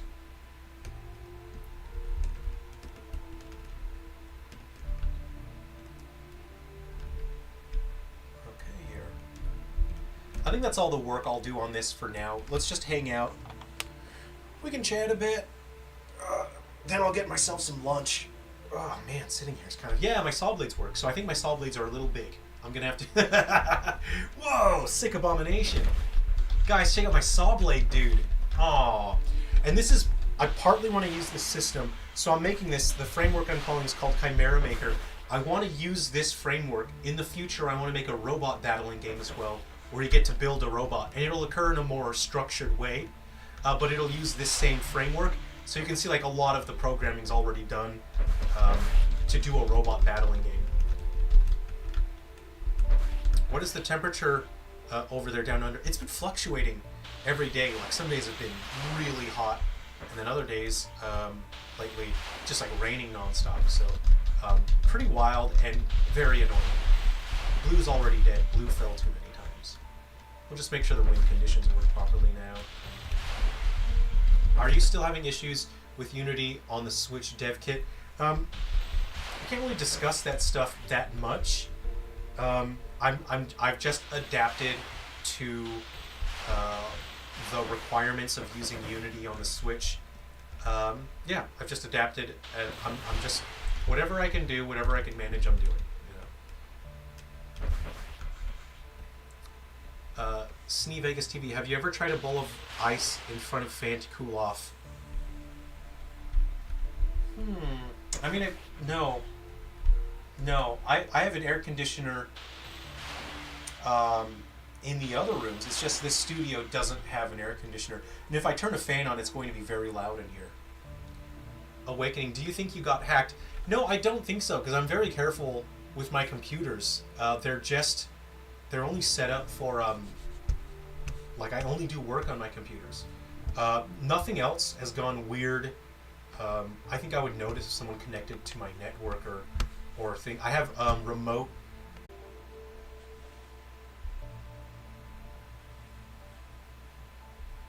Sorry guys, I clicked a button.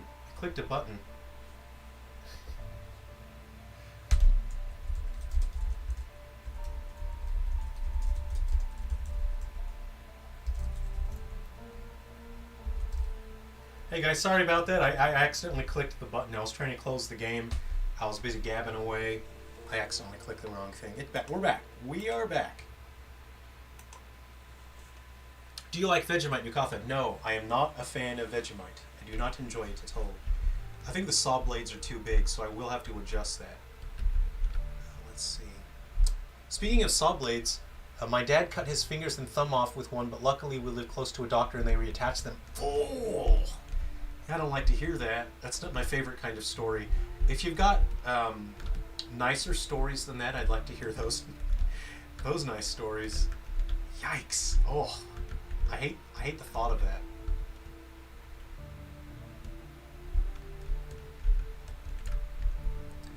Westing Tyler, did you say what you would see as the pros and cons of switching from Unity to Godot for your projects? I don't know enough about Godot. From my understanding, they are now adding more and more C# support. From my understanding and what I do know is that Unity has an unmatched community when it comes to the amount of people that are out. I need to make that. That took too long. Unity's just unmatched in the number of people that are using it that you can reach out to for support. You can ask for advice because people have used Unity for all kinds of different things. You can ask for help, and the asset store for Unity has such a huge variety of things you can use in your project, like shaders, project templates, examples, and while Godot does have things like that, it's nowhere near close to the amount that Unity has. And right now, that's really where it's basically beating out every other engine, except I think maybe Unreal. But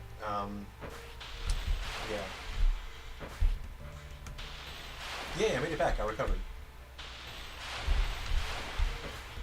So I need to make sure that when they get launched, when they get too far away, I need to make sure they don't take too long to reach the ground.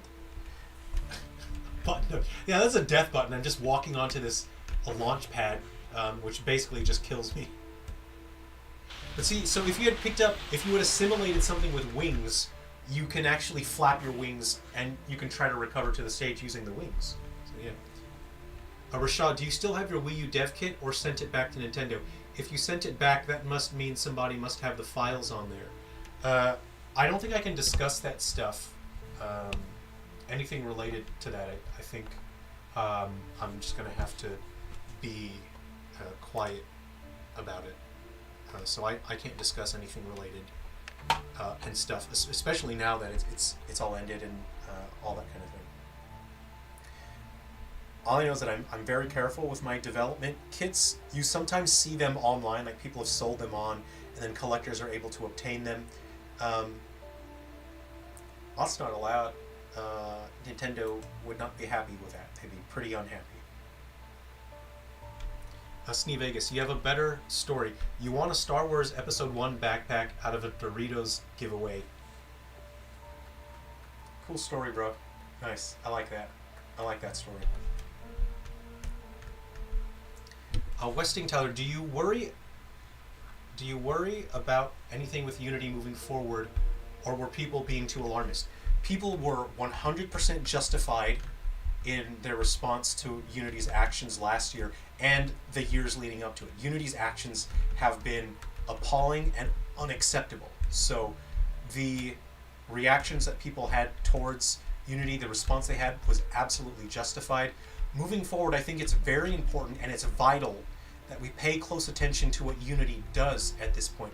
Because right now, what I'm seeing from Unity management, it looks like they're trying to make things right. It looks like they're trying to do the right thing in response to what people have said to Unity in terms of their concerns of the brand and the product. So I think that we shouldn't be overly optimistic. We shouldn't be doomsayers. I think we need to watch what Unity does next, because they have already shown by clear action, especially by getting rid of John Riccatello, who, whatever, the fact that he's gone and they're getting rid of all this sort of spyware and the crypto branches and all the junk that they've purchased, they're getting rid of that stuff. That is a very clear sign that Unity is trying to make things right.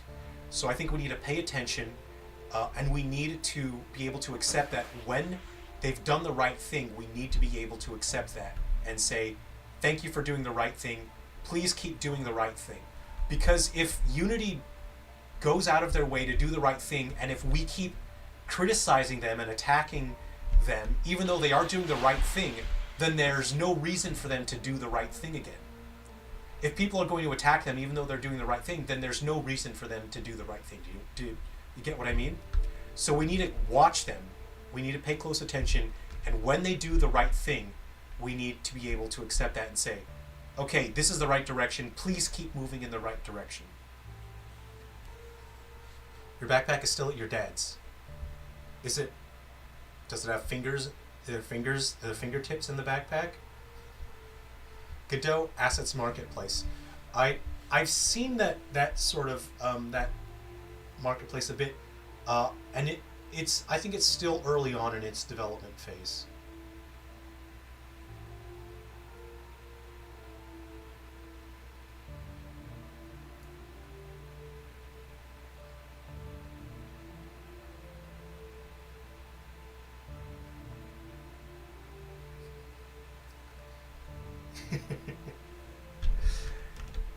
Yeah, so whatever you guys want to hang out, we'll chat, we'll wrap it up in a couple minutes now. So, gotta stretch and do some cardio in a bit. Make myself a quesadilla. I'll put some ham and cheese in there, and then I'm just gonna go into the zone, and I'm gonna format all these graphics, and I should have all of this done by the end of the day. All of the appendage graphics will be finished. I want those buzzsaws spinning. How sick would it be if they were like, and they were constantly making like a sound? So it's always good if you think of something cool and it fits within your scope, put it in there. And I just thought it'd be sick to have those buzzsaws spinning. You have your Star Wars Pepsis from '99. Nice. And the Dorito cards were round. Whoa, really? Lenticular, plastic, corduroy texture. I always dig that kind of stuff. That's so fun when they make sort of limited memorabilia like that, especially when they put it in a snack, you know. So cool. I really like that kind of stuff. I had Star Wars episode, I want to say it was episode 1 or episode 2 cereal, but I left that back in the States. I think I had it for a couple years, and then I just eventually ate it. I think I was feeling snackish one night. I thought I was going to save the cereal, and I ate it. It had marshmallows. It was good. I don't regret it. Fight me. Kind of reminds me of cubivore for some reason. I'm not sure what cubivore is. Giraffe Patrick Starfish.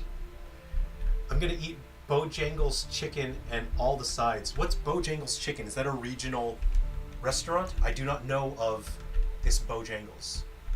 So there's this battle mode, and then there's also going to be a race mode where there's a preset course, and you are all racing to get to the end, and you're allowed to sabotage the other person and just try and ruin them, try to stop the other person from getting to the finish line. Whoever gets to the finish wins. Oh, you had the Han Solo as a stormtrooper, and you had to order from cereal. You got one. Whoa, cool, nice one. It's like KFC but regional. Cool. What state is it regional to? Bojangles. That sounds fun. It's fun to say. KFC's nice. Here in Australia, it's just nice original recipe. I always go for the original recipe. You know, hard to say no to the Colonel. If the Colonel came to me and offered me a giant bucket of original recipe, but I'd have to like kill a man, I'd consider it. You know, the Colonel has some authority to him.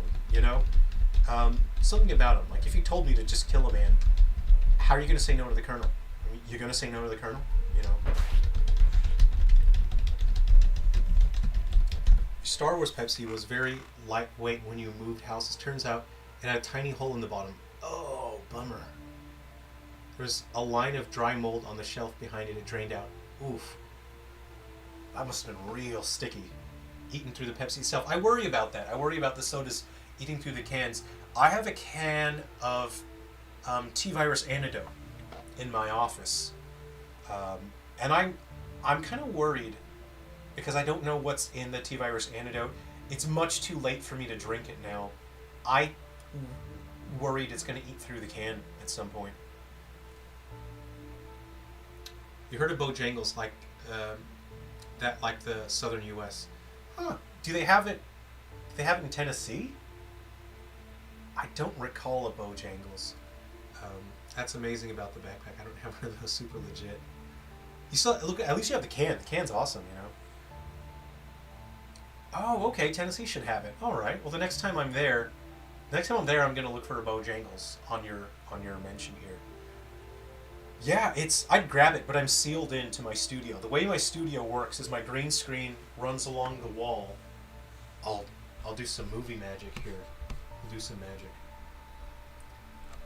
Let's see. 1 second here. How do I get my filters?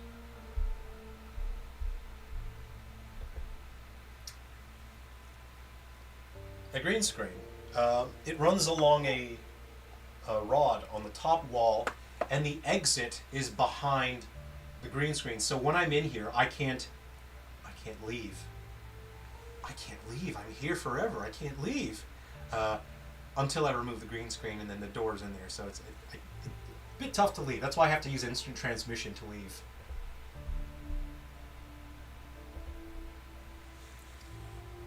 Red Letter Media had a Ghostbusters video where they found some old ecto-cooler high seas and mixed them with vodka and drank it. They drank it? Well, if they didn't die, I guess it's fine. It's like wine at that point, right? Basically. The one my wife's going to is in Tennessee. All right, okay. Bojangles in Tennessee, rock on. You should make a game where you play as Soda, corroding everything in its path, just destroying people's teeth. I heard. Has anyone ever played Pepsi Man in the comments? Hey, Kenneth, good to see you. You've heard a lot of good things about Bojangles. I wouldn't worry about the T-virus antidote. It is mildly corrosive, but the can that it has is wrapped in plastic. Okay, yeah, cool. The only special edition sodas that I kept are the Chocobo Greens. Oh, cool! Oh, man. And the Nuka-Cola Quantum that Jones Cola did a while back as promotions. Okay, so the first real-world food product I ever heard of was years and years ago. It must have been in like an EGM magazine. Was Final Fantasy Potion. This must have been in the early 2000s. I saw it in a magazine, and obviously it was in Japan because Japan gets all the cool stuff. And this was way before the United States got any kind of cool merchandise, like any crossover stuff. The United States didn't get that stuff in the 90s and the 2000s. Japan had all the cool stuff, and I remember thinking that like, the world is so cool, that video games can cross over and you can get Final Fantasy Potion in real life. That's so cool. But these days it's so commonplace. You don't really, you don't even really register it when it happens. Pepsi Man. It's unironically good, all right.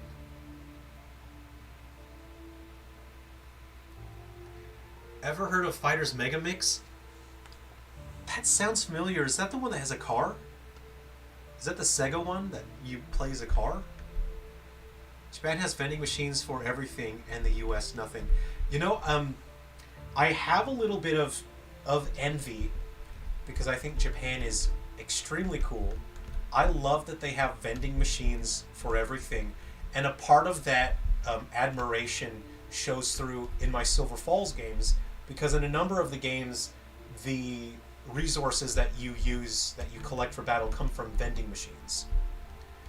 In 3 Down Stars, you get ammo and you get your stat boosting items from vending machines. And in Guardians and Metal Exterminators S, you get your disposable weapons and your skill sodas come from vending machine. So there's a bit of that sort of. I have an admiration for Japan and their super cool vending machines. This is Giraffe. Look at him. Look at the giraffe. Look at him go. Ah, this guy. Look at him go.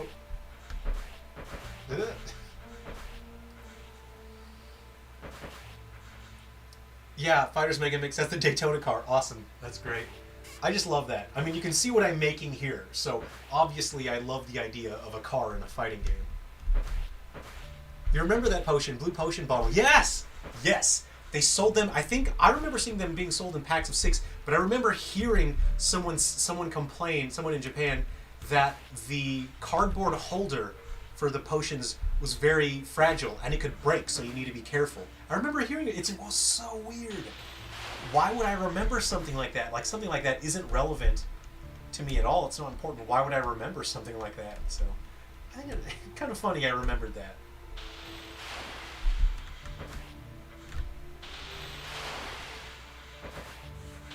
You love the vending machine in Shenmue. I've never played Shenmue. What does the vending machine in Shenmue do?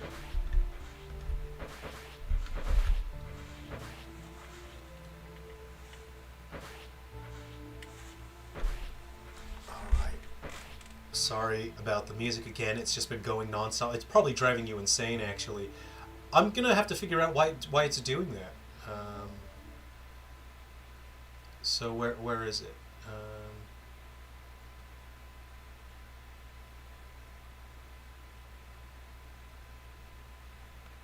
What track is this one?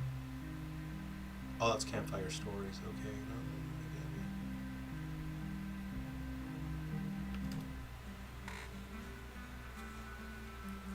Holy bugger all! What is that? It's Winamp. If I don't set it to loop, then it'll stop playing the song after playing it once. I told it to shuffle all the songs, but it's not even going to the next song. Even if shuffle's turned off, it's not going to the next song. So I don't know what is happening. I'll fix it. Sorry about that, guys. Hey, is it useful? Is it useful? Do you care about having the chat in the window there, or do you prefer to not have the chat? I don't really. I thought that's just the OBS chat. I thought I'd give it a try.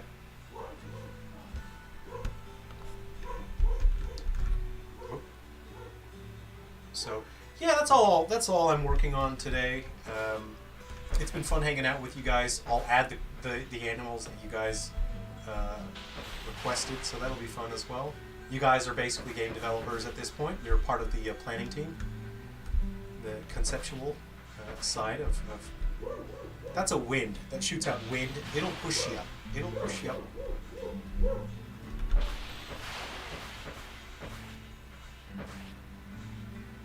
Oh, good. You like having the chat there. Okay, great. Thanks, guys. Look, I know that I should play Shenmue, and there's also like 400 other games that I should play, and I absolutely have no time. I actually don't get to play video games anymore, and the only game I really get to play is Smash Bros. Because I can turn that on after a long work day, and it's like 12 at night, 1 at night.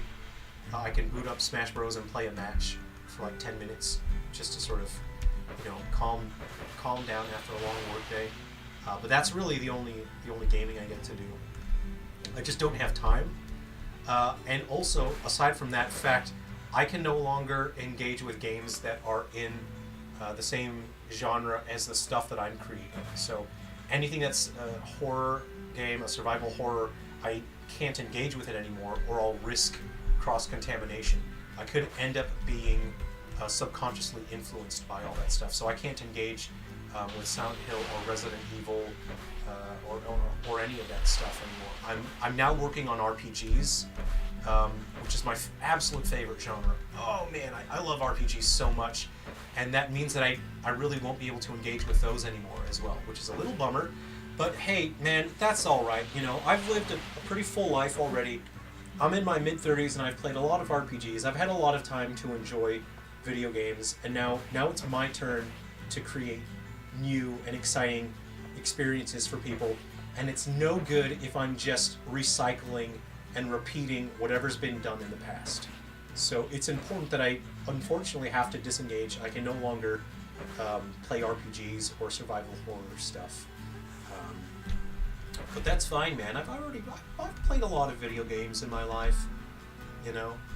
It's more important that I create something interesting and new.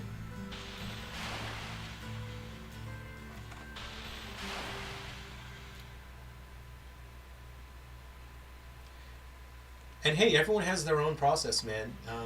Weston and Tyler, I'm doing the opposite. Since I'm making a spooky game, I watch and play and absorb all spooky stuff I can. Everyone's got their own process, And for me, I want to make sure that I'm not influenced by anything at all. I want to make something that allows me to really draw from my own experiences and my own sort of vision for things.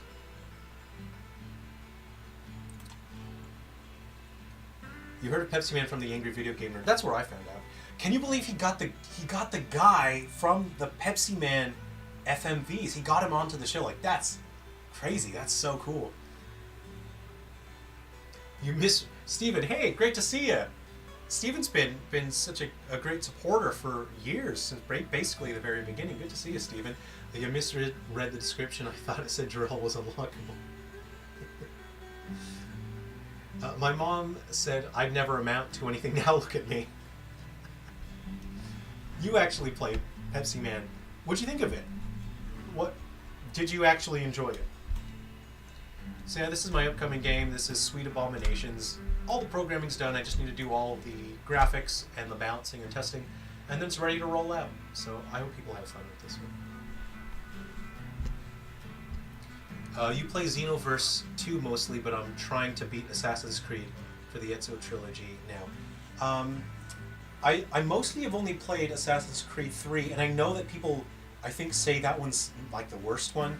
So usually I like to tell people that 3 is my favorite and that 3 is the best, because it usually upsets them, and then it triggers like a long tirade about why 3 isn't good and that the other ones are better. And then I usually wait until it hits a fever pitch. You know when someone's like turning red and they're like, no, you need to play Assassin's Creed 2, 3 isn't good. You wait until it's a fever pitch, and then you say, oh, I've never played the other ones. I don't think they're that good. I think 3 is just better.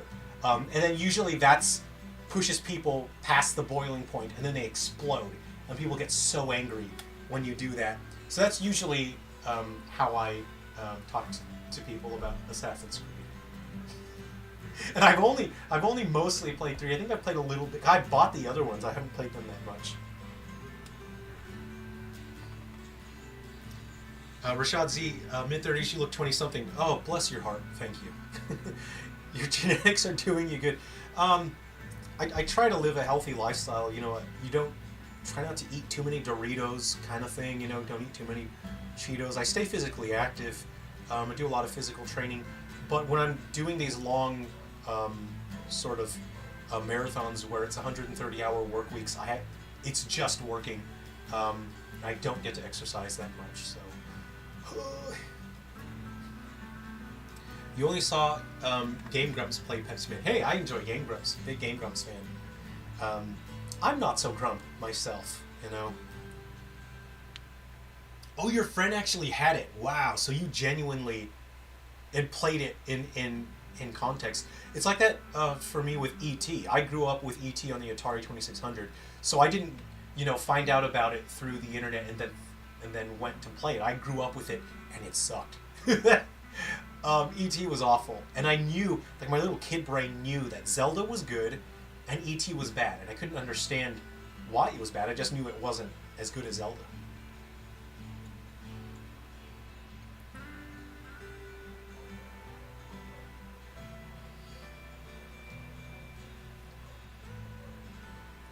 Believe it or not, it's actually pretty fun for what it is. Of course, the gameplay isn't too special, but the ridiculousness of it just makes it more fun. Yeah, I've seen it, and it's got a real energy. It's got a real vibe to it.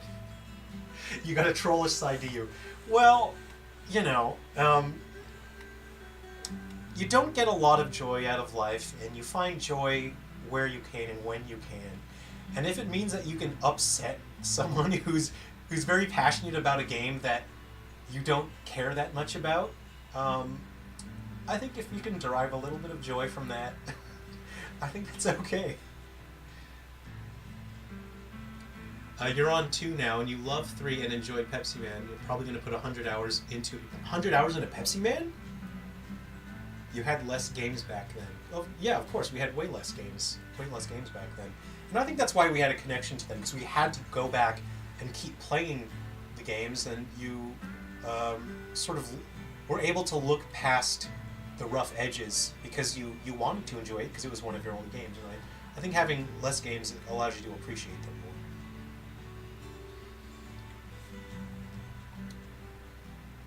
So, yeah, hey, it's been so much fun. It's been so great hanging out with all of you.